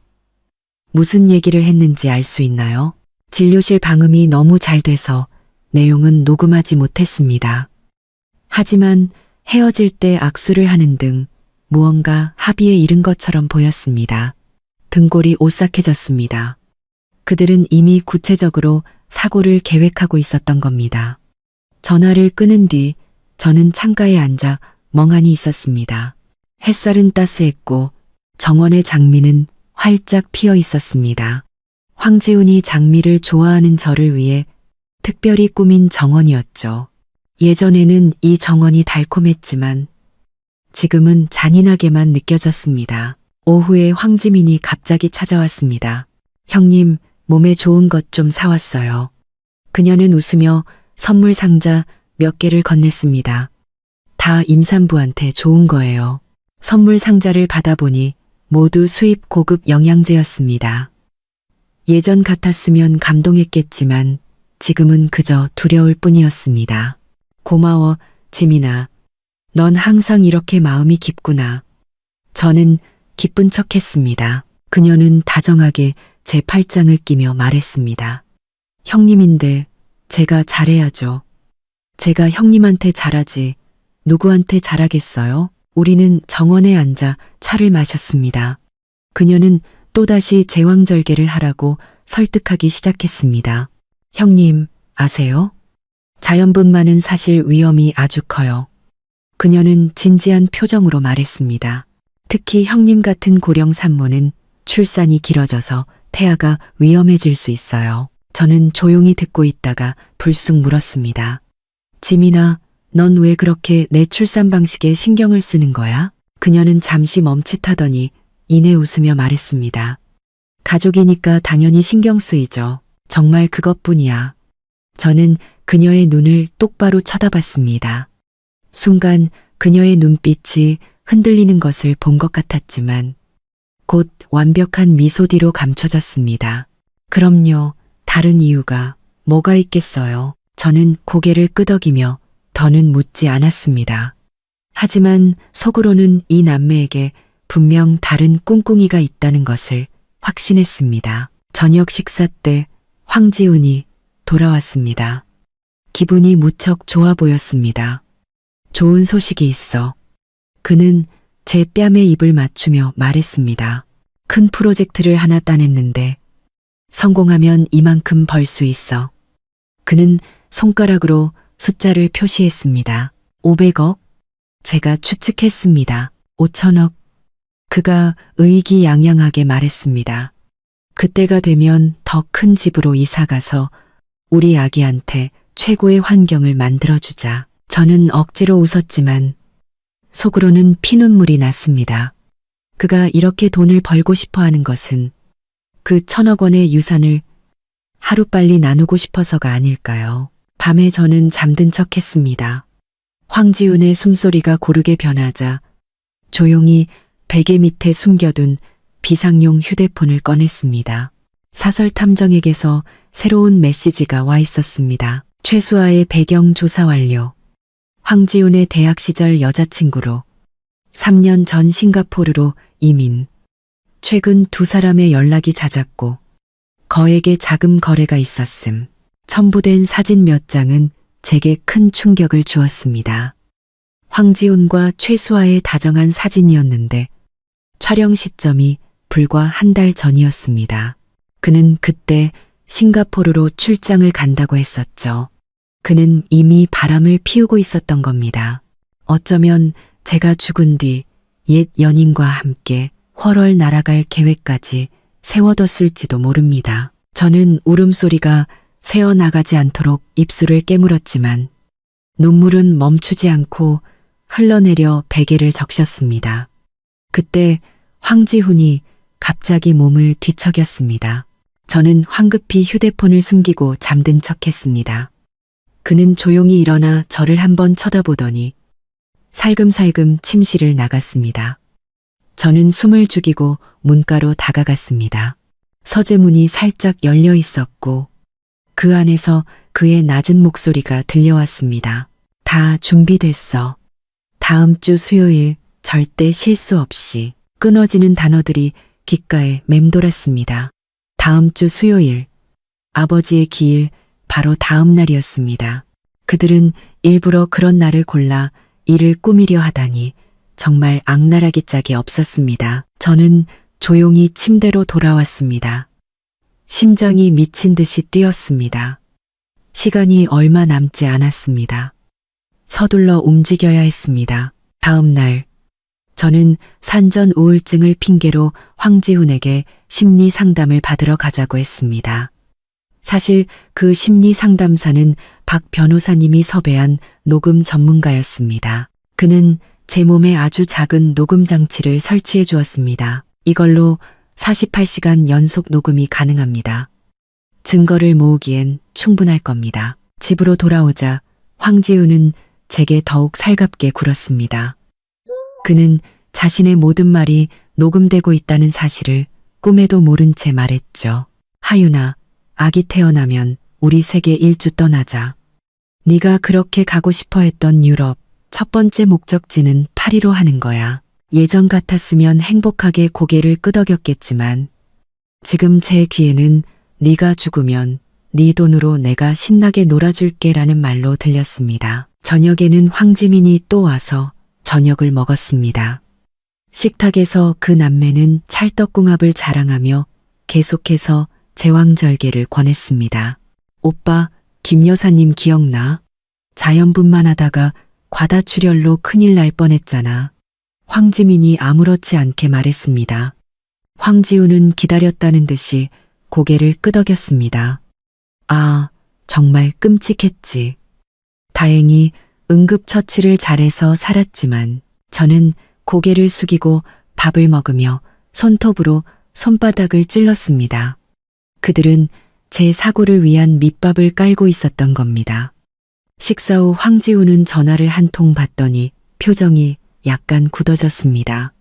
회사에 급한 일이 생겨서 좀 나가봐야겠어. 이렇게 늦은 시간에? 저는 즉시 경계심을 굳혔습니다. 그가 나간 뒤 저는 몰래 설치해둔 위치 추적 앱을 켰습니다. 사설 탐정이 황지훈의 차에 설치해준 것이었죠. 지도에는 그의 차가 교회의 한 고급 아파트로 향하고 있는 것이 표시되었습니다. 1시간 뒤 차는 한 빌라 앞에 멈췄습니다. 지도를 확대해 보니 가슴이 철렁 내려앉았습니다. 그곳은 황지민 명의의 집이었습니다. 한밤중에 남매가 몰래 만나다니. 분명 떳떳하지 못한 목적이 있는 게 틀림없었습니다. 저는 즉시 사설탐정에게 연락했습니다. 두 사람 황지민의 빌라에 있는 것 같아요. 무슨 얘기를 하는지 알아낼 방법이 없을까요? 쉽지는 않겠지만 그 아파트 단지에 아는 사람이 있으니 한번 시도해 보겠습니다. 기다리는 시간은 유난히 길게 느껴졌습니다. 저는 안절부절 못하며 방 안을 서성거렸습니다. 새벽 1시가 되어서야 황지훈이 돌아왔습니다. 그는 아무 일도 없었다는 듯 조용히 씻고 침대에 누웠습니다. 저는 그에게 등을 돌리고 잠든 척했지만 마음은 얼음장처럼 차가웠습니다. 다음 날 아침 탐정에게서 놀라운 소식이 도착했습니다. 어젯밤 두 사람은 이강민이라는 마취과 의사를 만났습니다. 수술 중 약물 사용에 대한 세부 사항을 논의한 것으로 보입니다. 녹음 상태가 좋지 않지만 사고, 합병증 같은 단어들이 들렸습니다. 메일에는 흐릿한 사진 몇 장도 첨부되어 있었습니다. 황지훈과 황지민, 그리고 흰 가운을 입은 남자가 빌라 거실에서 대화하는 모습이었습니다. 제 손이 떨리기 시작했습니다. 그들은 이미 구체적인 살해 계획을 짜고 있었던 겁니다. 그때 황지훈이 들어왔습니다. 하윤아, 왜 그래? 안색이 너무 안 좋은데. 저는 황급히 휴대폰을 끄고 억지로 웃었습니다. 잠을 설쳐서 그런가 봐. 그는 걱정스럽게 제 이마를 만지며 말했습니다. 지민이한테 와서 좀 보라고 할까? 아니, 괜찮아. 좀 쉬면 나아질 거야. 그는 침대 가장자리에 앉아 다정하게 제 머리카락을 쓸어 넘겼습니다. 하윤아, 너랑 상의할 게 있는데. 무슨 일인데? 유언장에 관한 거야. 그가 아무렇지 않게 말했습니다. 이제 아기도 태어날 텐데 내용을 좀 수정해야 하지 않을까? 우리 아기 미래를 위해서 말이야. 심장이 쿵 하고 떨어졌습니다. 드디어 본론을 꺼내는군요. 지금도 충분히 좋은데 당신이 나랑 아기 영원히 지켜준다고 했잖아. 저는 순진한 척했습니다. 당연히 지켜주지. 그가 다급하게 말했습니다. 하지만 사람이란 게 한치 앞을 모르는 거잖아. 정말 만약에 나한테 무슨 일이 생기면 너랑 아기는 어떻게? 저는 그의 눈을 똑바로 쳐다보며 물었습니다. 그럼 당신은? 만약 나한테 무슨 일이 생기면 당신이랑 아기는 어떡할 건데? 그의 표정이 순간 굳었습니다. 불과 1초였지만 그의 속내를 꿰뚫어 보기엔 충분한 시간이었습니다. 그럼 불길한 소리 하지 마. 우리 둘 다 아무 일 없을 거야. 그는 애써 태연한 척했습니다. 그 순간 저는 완전히 마음을 접었습니다. 제가 한때 그토록 사랑했던 이 남자는 정말로 저의 죽음을 계획하고 있었습니다. 저는 심호흡을 하고 결심을 굳혔습니다. 당신 말이 맞아. 저는 미소를 지으며 말했습니다. 유언장은 수정해야겠어. 우리 아기를 위해서 만일의 사태에 대비해야지. 황지훈의 눈이 반짝 빛났습니다. 그럼 내가 박 변호사님께 연락할게. 아니, 됐어. 저는 고개를 저었습니다. 내가 이미 오후에 오시라고 약속 잡아놨어. 그가 잠시 멈칫했습니다. 언제? 어제. 저는 태연하게 말했습니다. 당신이 최악의 상황을 대비해야 한다고 했잖아. 밤새 생각해보니 그 말이 맞는 것 같아서. 그의 표정은 기쁨과 불안이 뒤섞여 복잡해 보였습니다. 그래서 어떻게 수정할 생각인데? 오후에 보면 알게 될 거야. 저는 의미심장한 미소를 지었습니다. 황지훈은 더는 묻지 않았지만 어딘가 들떠 보였습니다. 발걸음조차 가벼워 보였죠. 그는 분명 제가 더 많은 재산을 자신에게 남겨줄 거라고 생각하고 있을 겁니다. 참으로 가련하고 우스운 일이었습니다. 오후 2시 박 변호사님이 시간에 맞춰 도착했습니다. 황지훈은 저와 함께 있겠다며 일부러 집에 남아 있었습니다. 서재에서 박 변호사님이 서류를 펼쳤습니다. 서하윤 씨, 정말 유언장을 수정하시겠습니까? 저는 고개를 끄덕이며 옆에 앉은 황지훈을 쳐다봤습니다. 지훈 씨랑 상의했어요. 우리 아기 미래를 위해서 좀 더 확실하게 준비해둬야 할 것 같아서요. 황지훈이 제 손을 잡으며 박 변호사님께 말했습니다. 네, 변호사님. 하윤이 말은 무슨 일이 생기더라도 우리 아기가 최고의 보살핌을 받을 수 있도록 하자는 뜻입니다. 박 변호사님이 안경을 고쳤으며 말했습니다. 알겠습니다. 그럼 구체적인 조항은 어떻게 하시겠습니까? 저는 미리 계획했던 내용을 또렷하게 말했습니다. 제 명의의 모든 재산, 즉 회사 지분, 부동산, 현금 자산을 전부 제 아이에게 상속합니다. 아이가 성인이 되기 전까지는 신탁 기금을 설립하여 박진우 변호사님께서 후견인으로서 재산을 관리해 주십시오. 황지훈의 얼굴에서 미소가 굳었습니다. 잠깐, 하윤아, 이건. 저는 그의 말을 잘랐습니다. 지훈 씨, 내 말 끝까지 들어봐. 저는 박 변호사님을 향해 말을 이었습니다. 만약 제가 불행히 세상을 떠나게 되면 아이의 양육권은 제 친구 김민지에게 넘깁니다. 아버지인 황지훈 씨는 면접 교섭권은 가지지만 양육권은 가질 수 없습니다. 서하윤, 황지훈이 벌떡 일어났습니다. 이게 무슨 소리야? 저는 침착하게 그를 쳐다봤습니다. 왜 그래? 당신이 말한 대로 우리 아기를 위해 최악의 상황을 대비하는 거잖아. 그의 얼굴이 새빨개졌습니다. 하지만 난 아이 아빠야. 왜 양육권을 가질 수 없는 건데? 당신이 재혼이라도 하면 새엄마가 우리 아기를 학대할 수도 있으니까. 저는 미리 준비해둔 이유를 댔습니다. 이건 엄마로서의 본능이야. 당신도 이해해줬으면 좋겠어. 황지훈은 분노로 몸을 떨었지만 대놓고 반대하지는 못했습니다. 그랬다간 다른 속셈이 있는 것처럼 보일 테니까요. 박 변호사님이 때맞춰 끼어들었습니다. 황지훈 씨, 서하윤 씨의 걱정도 일리가 있습니다. 재혼 가정에서는 실제로 그런 문제가 종종 발생하니까요. 황지훈은 분노를 억누르며 뒤틀린 미소를 지었습니다. 하윤아, 너무 앞서 나가는 거 아니야? 내가 어떻게 재혼을 하겠어? 안 하길 바라. 저는 그의 손을 다정하게 두드리며 말했습니다. 하지만 혹시 모르잖아. 난 우리 아기를 먼저 생각해야지. 그는 아무 말도 하지 못하고 제가 새로운 유언장에 서명하고 공증받는 것을 지켜볼 수밖에 없었습니다. 이 모든 과정은 책상 위에 숨겨진 녹음펜에 고스란히 기록되었습니다. 저는 그가 아기를 위해 최악의 상황을 대비하자고 말한 것을 증거로 남기고 싶었습니다.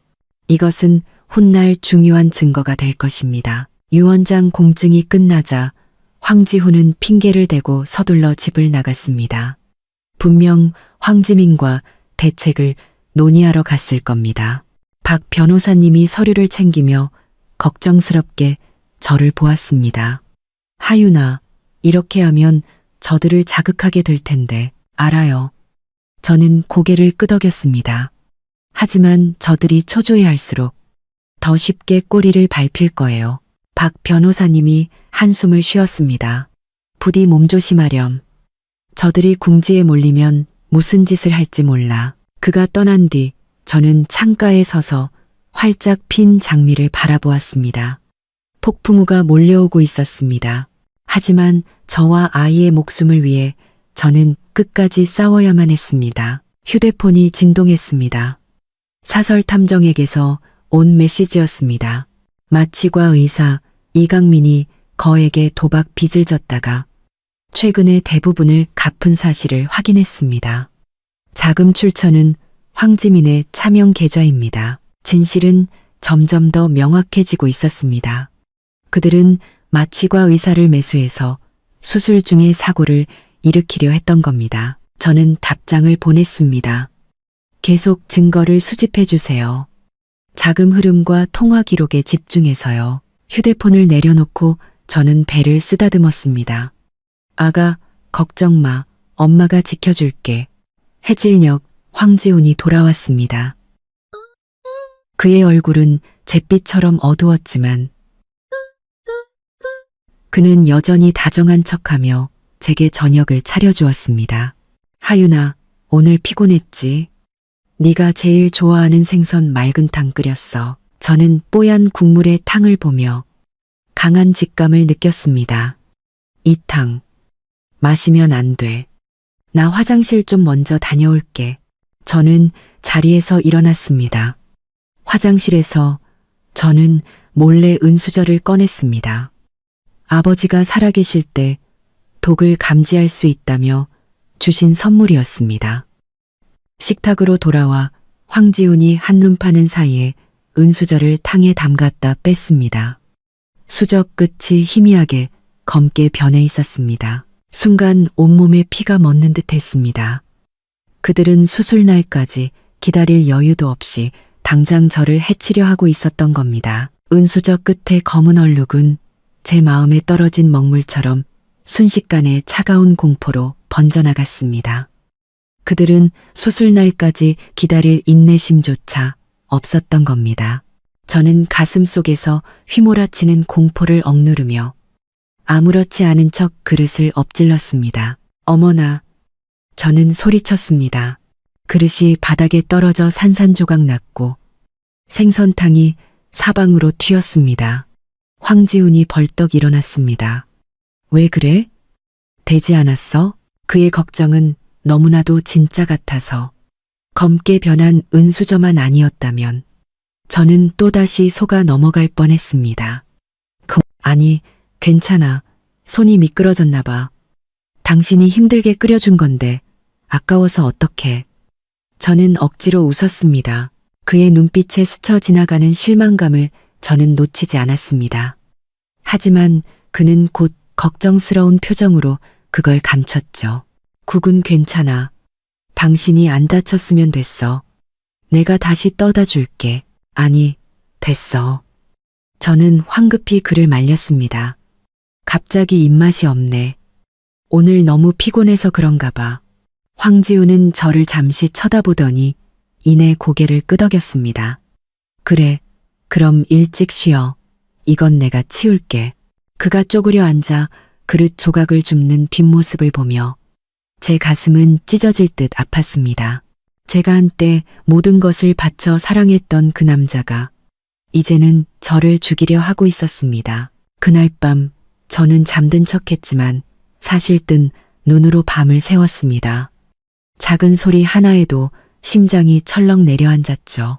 바로 곁에서 들려오는 황지훈의 숨소리는 마치 독사와 한 침대에 누워있는 듯한 공포를 안겨주었습니다. 새벽 4시 저는 조용히 일어나 숨겨둔 금고에서 박 변호사님이 준비해준 암호화된 휴대폰을 꺼냈습니다. 민지야, 그들이 오늘 탕에 독을 탔어. 저는 욕실에서 물을 틀어놓고 목소리를 낮춰 말했습니다. 전화기 너머의 민지는 숨을 멈췄습니다. 뭐라고? 너 괜찮아? 아기는? 난 괜찮아. 은수저로 확인했어. 저는 배를 쓰다듬었습니다. 아기도 괜찮아. 그 짐승만도 못한 것들. 민지가 이를 갈았습니다. 하윤아, 더 이상 거기 있으면 안 돼. 너무 위험해. 지금 나가면 저들이 눈치챌 거야. 저는 침착하게 말했습니다. 윤 원장님 쪽은 어떻게 됐어? 윤 원장님께서 도와주시기로 했어. 내일 병원으로 산전검사 받으러 오라고 하셨어.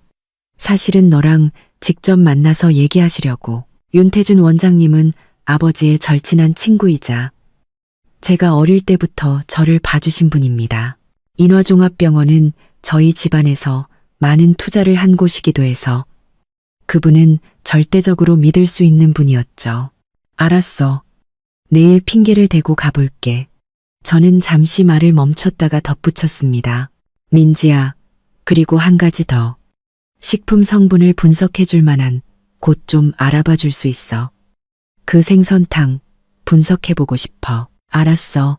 바로 알아볼게. 전화를 끊고 저는 조용히 침대로 돌아왔습니다. 황지훈이 뒤척이며 무심코 제 몸 위로 팔을 올렸습니다. 저는 온몸이 굳었지만 그의 숨소리가 다시 고르게 변하자 겨우 긴장을 풀 수 있었습니다. 그 밤은 유난히 길었습니다. 다음 날 아침 저는 정기 검진을 핑계로 병원에 가야겠다고 했습니다. 황지훈은 당연히 동행하려 했지만 저는 이미 대비하고 있었죠. 지훈 씨, 오늘 중요한 고객 만난다고 하지 않았어? 저는 다정한 척 말했습니다. 민지가 같이 가주기로 했으니까 일 봐. 일이 더 중요하지. 그가 잠시 망설였습니다. 그래도 괜찮아. 저는 웃으며 그의 말을 잘랐습니다. 그냥 정기검진인데 뭐. 병원에는 지민이도 있잖아. 무슨 일 있으면 걔가 챙겨주겠지. 황지민의 이름이 나오자 그는 안심하는 듯 했습니다. 그래, 알았어. 그럼 검사 끝나고 전화해. 민지는 시간에 맞춰 도착했습니다. 우리는 말없이 눈빛을 교환했죠. 병원으로 가는 길에 저는 낮은 목소리로 생선탕 이야기를 했습니다. 민지의 표정은 점점 굳어졌습니다. 하윤아, 이건 너무 위험해. 집에서까지 손을 쓰려 한다는 건 저들이 정말 초조하다는 뜻이야. 저는 고개를 끄덕였습니다. 그래서 더 빨리 증거를 모아야 해. 인화종합병원 VIP 통로에는 윤 원장님이 이미 우리를 기다리고 있었습니다. 그는 마지막으로 뵈었을 때보다 훨씬 더 나이가 들어 보였고 눈가에는 걱정이 가득했습니다.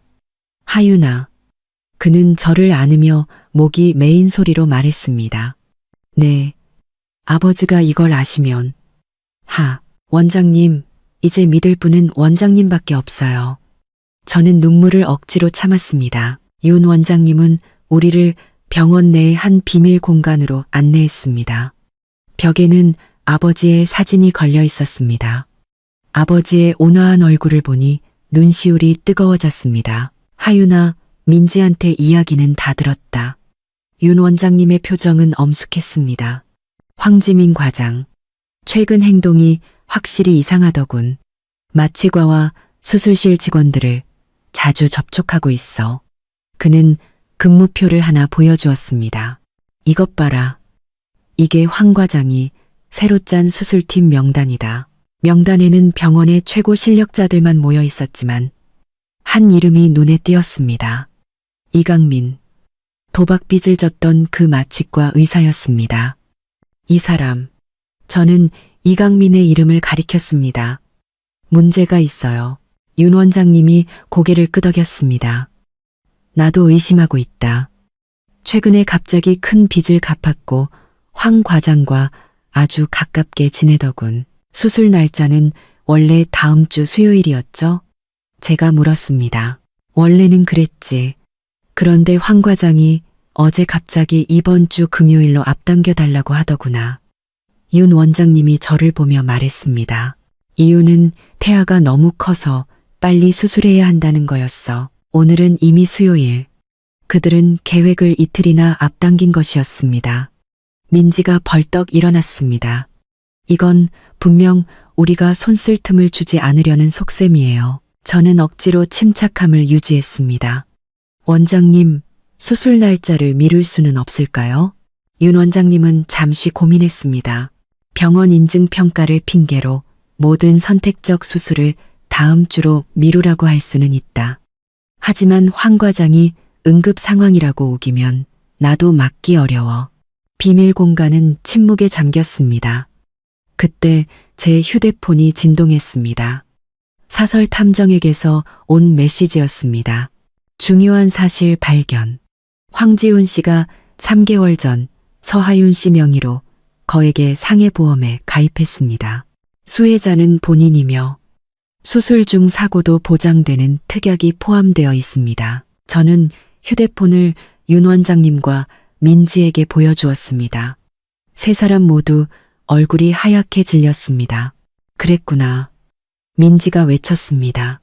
유산뿐만 아니라 보험금까지 노렸던 거야. 윤 원장님이 테이블을 내리쳤습니다. 천벌을 받을 놈들. 하윤아, 너 당장 그 집에서 나와야 한다. 저는 고개를 저었습니다. 지금 나가면 모든 증거를 없앨 거예요. 심지어 궁지에 몰려 무슨 짓을 할지도 몰라요. 덫을 놓고 기다려야 해요. 제 머릿속에 대담한 계획이 떠올랐습니다. 원장님, 수술 날짜를 금요일로 허락해 주세요. 저는 놀란 두 사람을 보며 말을 이었습니다. 하지만 우리는 바꿔치기를 할 거예요. 저는 제 계획을 자세히 설명했습니다.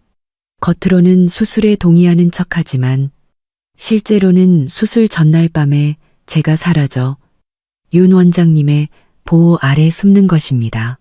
동시에 우리는 철저한 계획을 세워 저들의 계획이 실패했을 때 반응을 증거로 수집할 것입니다. 너무 위험해. 윤 원장님이 반대했습니다. 만약에라도 잘못되면 이게 최선의 방법이에요. 저는 단호하게 말했습니다. 저들이 성공을 눈앞에 뒀다고 생각하는 순간에 진짜 얼굴을 드러내게 만들어야 해요. 1시간 동안의 논의 끝에 두 사람은 마침내 제 계획에 동의했습니다. 윤 원장님은 계획 실행을 위해 움직이기 시작했고 저는 다시 연기를 하기 위해 집으로 돌아갈 준비를 했습니다. 비밀 공간을 떠나기 전 윤 원장님이 저를 불렀습니다. 하윤아, 넌 정말 네 아버지를 닮았구나. 용감하고 지혜로워. 아버지가 계셨다면 널 정말 자랑스러워했을 거다. 저는 눈시울이 뜨거워졌습니다. 감사합니다, 원장님. 민지는 제가 검사를 마칠 때까지 함께 있어 주었습니다. 소식을 들은 황지민이 예상대로 달려왔습니다. 형님, 검사 결과 어때요? 그녀는 상냥하게 웃었고 흰 가운은 먼지 하나 없이 깨끗했습니다. 저는 걱정스러운 척 말했습니다. 아기가 또 조금 컸대. 의사 선생님이 빨리 수술하는 게 좋겠다고 하시네. 황지민의 눈이 반짝 빛났습니다. 그럼 이번 주 금요일로 잡아요. 제가 최고의 팀을 꾸려놨어요. 저는 잠시 망설이는 척했습니다. 하지만 지훈 씨는 오빠는 제가 설득할게요.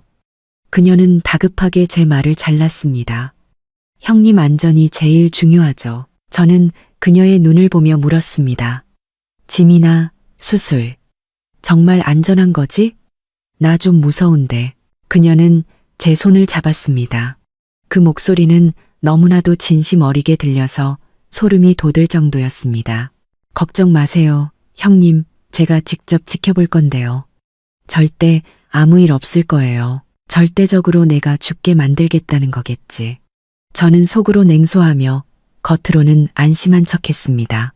그래, 너만 믿을게. 병원을 나올 때 민지가 제 손을 꼭 잡았습니다. 하윤아, 정말 조심해야 해. 이제부터 저들이 주는 건 아무것도 먹지 마. 저는 고개를 끄덕였습니다. 마음속에는 두려움과 결단이 공존했습니다. 집에 돌아오니 황지훈이 이미 와 있었습니다. 기분이 무척 좋아 보였죠. 검사 어땠어? 그가 다가와 저를 안았습니다. 아기는 괜찮은데 조금 크대. 지민이가 금요일에 수술하자고 하더라. 저는 그의 반응을 살폈습니다. 그의 얼굴에는 감출 수 없는 기쁨이 스쳐 지나갔지만 곧 걱정스러운 표정으로 바뀌었습니다. 그렇게 빨리? 하지만 전문가가 그렇게 말한다면 의사 말을 따라야지. 정말 대단한 연기력이었습니다. 저는 속으로 비웃었습니다. 저녁 식사 때 저는 입덧을 핑계로 제가 준비한 과일만 조금 먹었습니다. 황지훈은 억지로 권하지 않았지만 그의 눈빛에는 초조함이 서려 있었습니다. 그날 밤 저는 몰래 박 변호사님께 연락해 유언장을 다시 한번 수정했습니다. 만약 제가 잘못되더라도 황지훈은 단 1원도 받을 수 없도록 말이죠. 하윤아, 그래도 나는 네가 당장 그 집을 나오는 게 좋다고 생각한다. 박 변호사님이 걱정스럽게 말했습니다. 이틀만 시간을 더 주세요. 저는 말했습니다. 저들이 스스로 죗값을 치르게 만들 거예요. 깊은 밤, 저는 잠든 척하며 숨겨둔 카메라로 황지훈을 감시했습니다. 그는 제가 잠든 것을 확인하고는 조용히 서재로 갔습니다. 저는 즉시 도청 장치를 켰습니다. 수화기 너머로 그의 목소리가 들려왔습니다. 다 준비됐어. 금요일 오전. 약물 용량은 확인했지? 그래. 보험금 쪽은 문제없고 제 마음은 점점 더 차갑게 식어갔습니다. 그의 말 한마디, 한마디가 칼날이 되어 한때 아름다웠던 우리의 추억을 난도질했습니다. 다음 날 황지우는 유난히 살갑게 굴며 제 곁을 떠나지 않았습니다. 저는 그가 저를 감시하고 있다는 것을 알아차렸습니다. 제가 무언가 눈치채거나 외부와 연락하는 것을 막으려는 것이었죠. 점심때 저는 특정 가게의 디저트가 먹고 싶다고 그를 밖으로 내보냈습니다. 그 틈을 타 저는 재빨리 사설탐정에게 연락했습니다. 내일 황지민과 이강민의 동향을 집중적으로 감시해 주세요. 특히 두 사람의 접촉을요. 알겠습니다. 그리고 저희가 알아낸 바로는 황지훈 씨가 최근 싱가포르 이민 절차를 알아보고 있었습니다. 싱가포르, 최수아라는 여자가 있는 곳. 그들은 정말로 모든 일이 끝난 뒤 함께 떠날 계획이었던 겁니다. 전화를 끊자 제 마음속 마지막 망설임도 사라졌습니다. 황지훈은 금방 돌아왔습니다. 손에는 제가 말한 디저트가 들려 있었죠. 저는 웃으며 받아들고 그의 앞에서 한 입 먹는 척하다가 너무 달다는 핑계로 내려놓았습니다. 사실 저는 삼키지 않고 그가 한눈 파는 사이에 뱉어버렸습니다. 오후에는 황지민이 아기용품을 한가득 들고 찾아왔습니다. 형님, 우리 조카 선물이에요. 그녀는 환하게 웃었습니다. 저는 그녀가 가져온 아로마 가습기를 유심히 보았습니다. 이거 최신형인데 긴장 푸는데 좋대요. 산전 우울증의 효과가 직방이에요. 제 마음속 경고음이 울렸지만 겉으로는 고마운 척 받았습니다. 고마워, 지민아. 정말 세심하구나. 그녀가 떠나자마자 저는 가습기를 옷장 깊숙이 넣어버렸습니다. 그 안에 무엇이 들어있을지 아무도 모르는 일이니까요. 저녁 식사 후 황지훈은 전화를 한 통 받더니 표정이 약간 굳어졌습니다. 저는 TV를 보는 척하며 귀를 기울였습니다. 내일 저녁 그렇게 급하게? 알았어. 그는 전화를 끊고 다가와 저를 안았습니다. 하윤아, 나 내일 저녁에 급한 회의가 생겼어. 늦게 들어올 것 같아. 저는 속으로 비웃었습니다. 금요일 수술을 위한 마지막 준비를 하러 가는 거겠지. 일이 중요하지. 걱정 말고 다녀와. 나랑 아기는 집에서 기다리고 있을게. 그날 밤 저는 거의 뜬 눈으로 밤을 새웠습니다.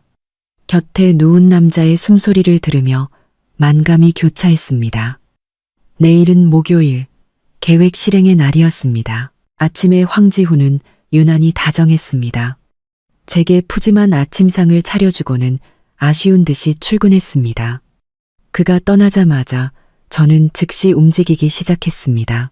먼저 윤 원장님과 연락해 최종 계획을 확인하고 필요한 짐을 몰래 챙겼습니다. 점심때 저는 낮잠을 잔다는 핑계로 침실 문을 잠갔습니다. 사실 저는 암호화된 휴대폰으로 작전을 지휘하고 있었습니다. 민지야, 4시에 맞춰서 데리러 와. 차 마시러 가자고 해. 박 변호사님, 유 원장 수정은 완료되었죠? 탐정님, 황지민의 빌라를 집중 감시해 주세요. 오늘 밤 거기서 만날 가능성이 높습니다. 모든 준비는 끝났습니다. 저는 해가 지기만을 기다렸습니다. 오후 3시 황지훈이 갑자기 돌아왔습니다. 하윤아, 일찍 끝났어. 그가 문 밖에서 외쳤습니다.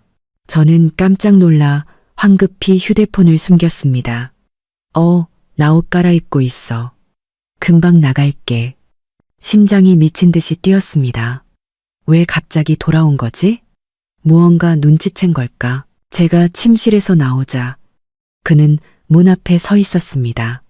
그의 눈빛은 어딘가 이상했습니다. 나가려고?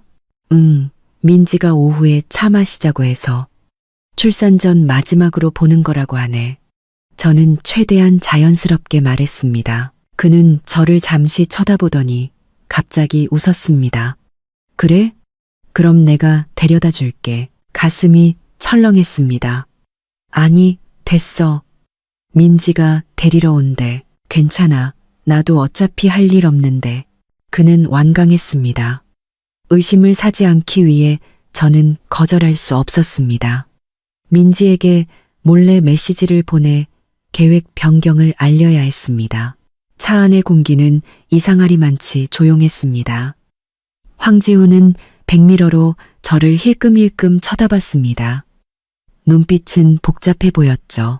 하윤아, 그가 갑자기 입을 열었습니다. 내가 너랑 우리 아기 얼마나 사랑하는지 알아? 저는 울렁거리는 속을 참고 고개를 끄덕였습니다. 알아. 무슨 일이 있더라도 그것만은 기억해줘. 그의 목소리는 약간 떨리고 있었습니다. 저는 놀라서 그를 쳐다봤습니다. 그 순간 그는 정말로 슬퍼 보였습니다. 후회하는 걸까요? 아니면 이것도 또 다른 연기일까요? 약속 장소에 도착하니 민지가 이미 와 있었습니다. 그녀는 황지훈을 보고 잠시 놀랐지만 곧 자연스럽게 행동했습니다. 지훈 씨도 왔네요. 같이 차 한잔해요. 황지훈은 고개를 저었습니다. 아니야, 자매끼리 할 얘기가 많을 텐데. 난 근처에서 볼일 좀 보고 올게. 끝날 때쯤 전화해. 그가 떠나자 민지가 즉시 제 손을 잡았습니다. 무슨 일이야? 왜 같이 온 거야? 모르겠어. 갑자기 돌아왔어. 저는 가슴을 쓸어내렸습니다. 계획을 수정해야 할 것 같아. 언제 나를 찾을지 몰라. 우리는 재빨리 대책을 논의하고 즐겁게 차를 마시는 척 연기했습니다. 1시간 뒤 황지우는 시간에 맞춰 저를 데리러 왔습니다. 집으로 돌아오는 길, 그는 올 때보다 더 말이 없었습니다. 저녁 식사 때도 그는 거의 수저를 들지 않고 저를 쳐다보기만 했습니다. 하윤아, 그가 갑자기 물었습니다. 만약 내가 너한테 숨기는 게 있다면 용서해 줄 수 있어? 저는 들고 있던 수저를 떨어뜨릴 뻔했습니다. 이 말은 대체 무슨 뜻일까요? 떠보는 걸까요? 아니면 양심의 가책을 느끼는 걸까요? 무슨 일이냐에 따라 다르겠지. 저는 신중하게 대답했습니다. 그는 씁쓸하게 웃으며 더는 아무 말도 하지 않았습니다. 그의 이상한 행동은 저를 더욱 불안하게 만들었습니다. 그가 무언가 눈치챈 걸까요?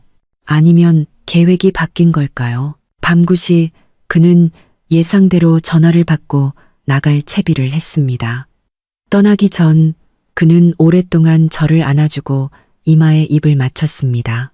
기다려, 금방 돌아올게. 그의 눈빛은 복잡했습니다. 문이 닫히자마자 저는 창가로 달려갔습니다. 그의 차는 황지민의 빌라 방향으로 사라졌습니다. 시간이 됐습니다. 저는 심호흡을 하고 계획을 실행에 옮기기 시작했습니다. 먼저 준비해둔 가방을 챙겼습니다. 안에는 돈과 신분증, 필수품이 들어있었죠. 그리고 암호화된 휴대폰을 켰습니다. 원장님, 그가 떠났습니다. 데리러 와주세요. 민지야, 계획대로 진행해. 탐정님, 빌라를 집중 감시해주세요. 녹화 장비는 준비됐죠? 15분 뒤 평범해 보이는 승합차 한 대가 아파트 후문에 멈췄습니다. 윤 원장님이 직접 저를 데리러 온 것이었죠. 자, 빨리 이걸로 갈아입어. 10분 안에 이 지역을 벗어나야 한다. 그는 제게 간호사복을 건넸습니다. 저는 재빨리 옷을 갈아입었고 차는 병원의 비밀 통로로 향했습니다. 가는 내내 심장이 미친 듯이 뛰었습니다. 두려움과 기대가 뒤섞여 있었죠. 병원의 비밀 병실에 도착하자 윤 원장님은 감시 카메라 화면을 보여주었습니다. 황지민의 빌라 밖에는 여러 개의 숨겨진 카메라와 도청 장치가 이미 설치되어 있었습니다. 저들이 대화하기만 하면 우리는 모든 것을 들을 수 있다. 저는 긴장하며 화면을 지켜보았습니다.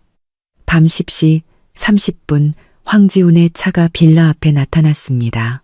드디어 막이 오르려 하고 있었습니다. 황지민이 문을 열고 그를 맞았고 두 사람은 거실로 들어갔습니다.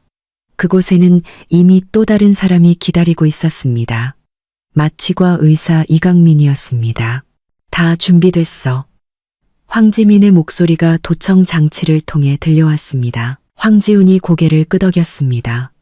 내일 구시 수술. 확실한 거지? 이강민이 자신만만하게 웃었습니다. 걱정 마세요. 약물 용량은 충분합니다. 과다출혈을 일으켜서 완벽한 의료사고처럼 보이게 할 겁니다. 황지민이 덧붙였습니다. 수술 후 기록은 내가 처리할 테니 절대 문제될 일 없을 거야. 저는 온몸이 차갑게 식은 채 그들의 대화를 들었습니다. 한마디 한마디가 얼음 송곳처럼 가슴을 찔렀습니다. 황지훈이 갑자기 물었습니다. 보험금 쪽은 확인했어? 확인했지. 사망 진단서만 제출하면 300억 원이 바로 입금될 거야. 황지민이 웃으며 말했습니다. 거기에 유산 1000억 원까지 더하면 우리 평생 다 못 쓸 돈이야. 황지훈은 잠시 침묵하더니 말했습니다. 왠지 불안한데. 황지민이 비웃었습니다. 오빠, 이제 와서 마음 약해지는 거야? 1000억 원을 생각해. 싱가포르에서 기다리는 최수아랑 새로운 인생을 생각하라고. 최수아의 이름이 나오자 황지훈은 결심을 굳힌 듯 했습니다. 그래, 계획대로 진행하자. 그들은 세부 사항을 논의하기 시작했고 그 모든 내용은 낱낱이 기록되었습니다. 이것은 빼도 박도 못할 증거였습니다. 바로 그때 제 휴대폰이 진동했습니다. 황지훈에게서 온 전화였습니다. 저는 깜짝 놀랐습니다. 왜 지금 전화를? 혹시 내가 집에 없는 걸 알아챈 걸까? 윤 원장님은 제게 진정하라는 손짓을 하며 장비를 가리켰습니다. 도청기 너머로 황지훈의 목소리가 들려왔습니다. 내가 전화해서 집에 얌전히 있는지 확인해 볼게. 단순한 확인 전화였던 겁니다. 저는 안도의 한숨을 쉬었습니다. 원장님, 저쪽 휴대폰 신호가 우리 녹음을 방해하지 않도록 전파방해 장치 준비해 주세요. 저는 전화를 받았습니다. 목소리가 떨리지 않도록 애썼습니다. 여보세요? 하윤아, 자. 그의 목소리 주변은 아주 조용해서 빌라 안이라는 것을 전혀 눈치챌 수 없었습니다. 아니, TV 보고 있어. 저는 태연하게 말했습니다. 언제 와? 곧 먼저 자. 그가 잠시 말을 멈췄다가 말했습니다. 사랑해, 하윤아. 그 말은 칼이 되어 제 가슴을 찔렀습니다. 위선적이고 잔인한 말이었습니다. 나도 사랑해. 저는 기계적으로 대답하고 전화를 끊었습니다. 도청기 너머로 황지민의 비웃음이 들려왔습니다. 어휴, 아직도 사랑 타령이야? 내일 이 시간이면 그 여자는 시체일 텐데. 황지훈의 목소리가 차갑게 들려왔습니다. 쓸데없는 소리 하지 말고 마지막 계획이나 확인해. 저는 더 이상 들을 수 없었습니다. 윤 원장님께 소리를 꺼달라고 손짓했죠. 됐어요. 이 정도 증거면 저들을 파멸시키기에 충분해요. 원장님, 경찰에 신고해 주세요. 저는 침착하게 말했습니다. 윤 원장님이 고개를 끄덕이며 특수 전화기를 들고 경찰 특수팀에 연결했습니다. 바로 그 순간 감시 카메라 화면에 예상치 못한 상황이 벌어졌습니다. 또 다른 차 한 대가 빌라 앞에 멈추더니 트렌치 코트를 입은 여자가 내려 초인종을 눌렀습니다. 황지훈과 황지민도 무척 놀란 듯 했습니다. 문이 열리고 그 여자는 거실로 들어왔습니다. 그녀가 모자를 벗었을 때 저는 숨을 멈췄습니다. 최수아, 황지훈의 옛 연인이었습니다. 그녀가 싱가포르에서 온 것이었습니다. 도청 장치가 다시 켜지고 그녀의 목소리가 들려왔습니다. 이렇게 중요한 순간에 내가 빠질 수 없지. 황지훈은 놀라움과 분노가 뒤섞인 목소리로 말했습니다. 네가 왜 왔어? 싱가포르에서 기다리라고 했잖아. 최수아가 가볍게 웃었습니다. 당연히 내 몫을 확실히 챙기러 왔지. 잊었어. 내가 구해준 약이 아니었으면 너희 계획이 이렇게 완벽할 수 있었을까? 저는 큰 충격을 받았습니다. 그 생선탕 속의 독약이 그녀가 구해준 것이었습니다. 황지민도 불만스러운 듯 말했습니다. 수아 씨, 오면 안 됐어요. 너무 위험해요. 위험? 최수아가 비웃었습니다. 너희 같은 아마추어들보다는 내가 더 전문가야. 서 회장 교통사고 때도 그녀는 갑자기 입을 다물었지만 이미 늦었습니다. 저는 벌떡 일어났습니다. 온몸이 떨렸습니다. 아버지의 교통사고, 그것도 사고가 아니었던 걸까요? 윤 원장님의 얼굴도 하얗게 질렸습니다. 그는 즉시 전화기 너머에 경찰에게 말했습니다. 즉시 출동해 주십시오. 아주 중요한 새로운 단서가 나왔습니다. 감시 카메라 화면 속에서 세 사람은 서로 다투기 시작했습니다. 빌라가 특수경찰에 의해 포위된 것도 모른 채 말이죠. 경찰이 문을 부수고 진입했을 때 황지훈의 얼굴에 떠오른 그 표정을 저는 평생 잊지 못할 겁니다. 놀라움, 공포, 그리고 완전한 절망. 경찰은 세 사람을 살인 미수 혐의로 체포하고 모든 증거를 수집했습니다. 저는 윤 원장님의 보호 아래 경찰서로 가서 진술을 했습니다. 가는 내내 온몸이 떨렸습니다. 오늘 밤의 끔찍한 일 때문만이 아니라 최수아가 내뱉은 그 말, 아버지의 교통사고에 대한 암시 때문이었습니다. 경찰서에서 저는 수갑을 찬 황지훈을 보았습니다. 그는 고개를 들어 저를 보았고 그의 눈에는 수많은 감정이 스쳐 지나갔습니다. 놀라움, 부끄러움, 그리고 마지막에는 절망.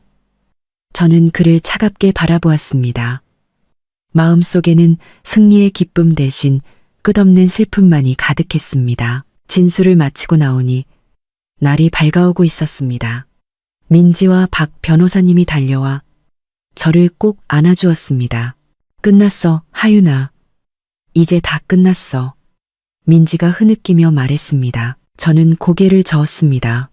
신문실을 바라보며 말했죠. 아니, 아직 완전히 끝나지 않았어.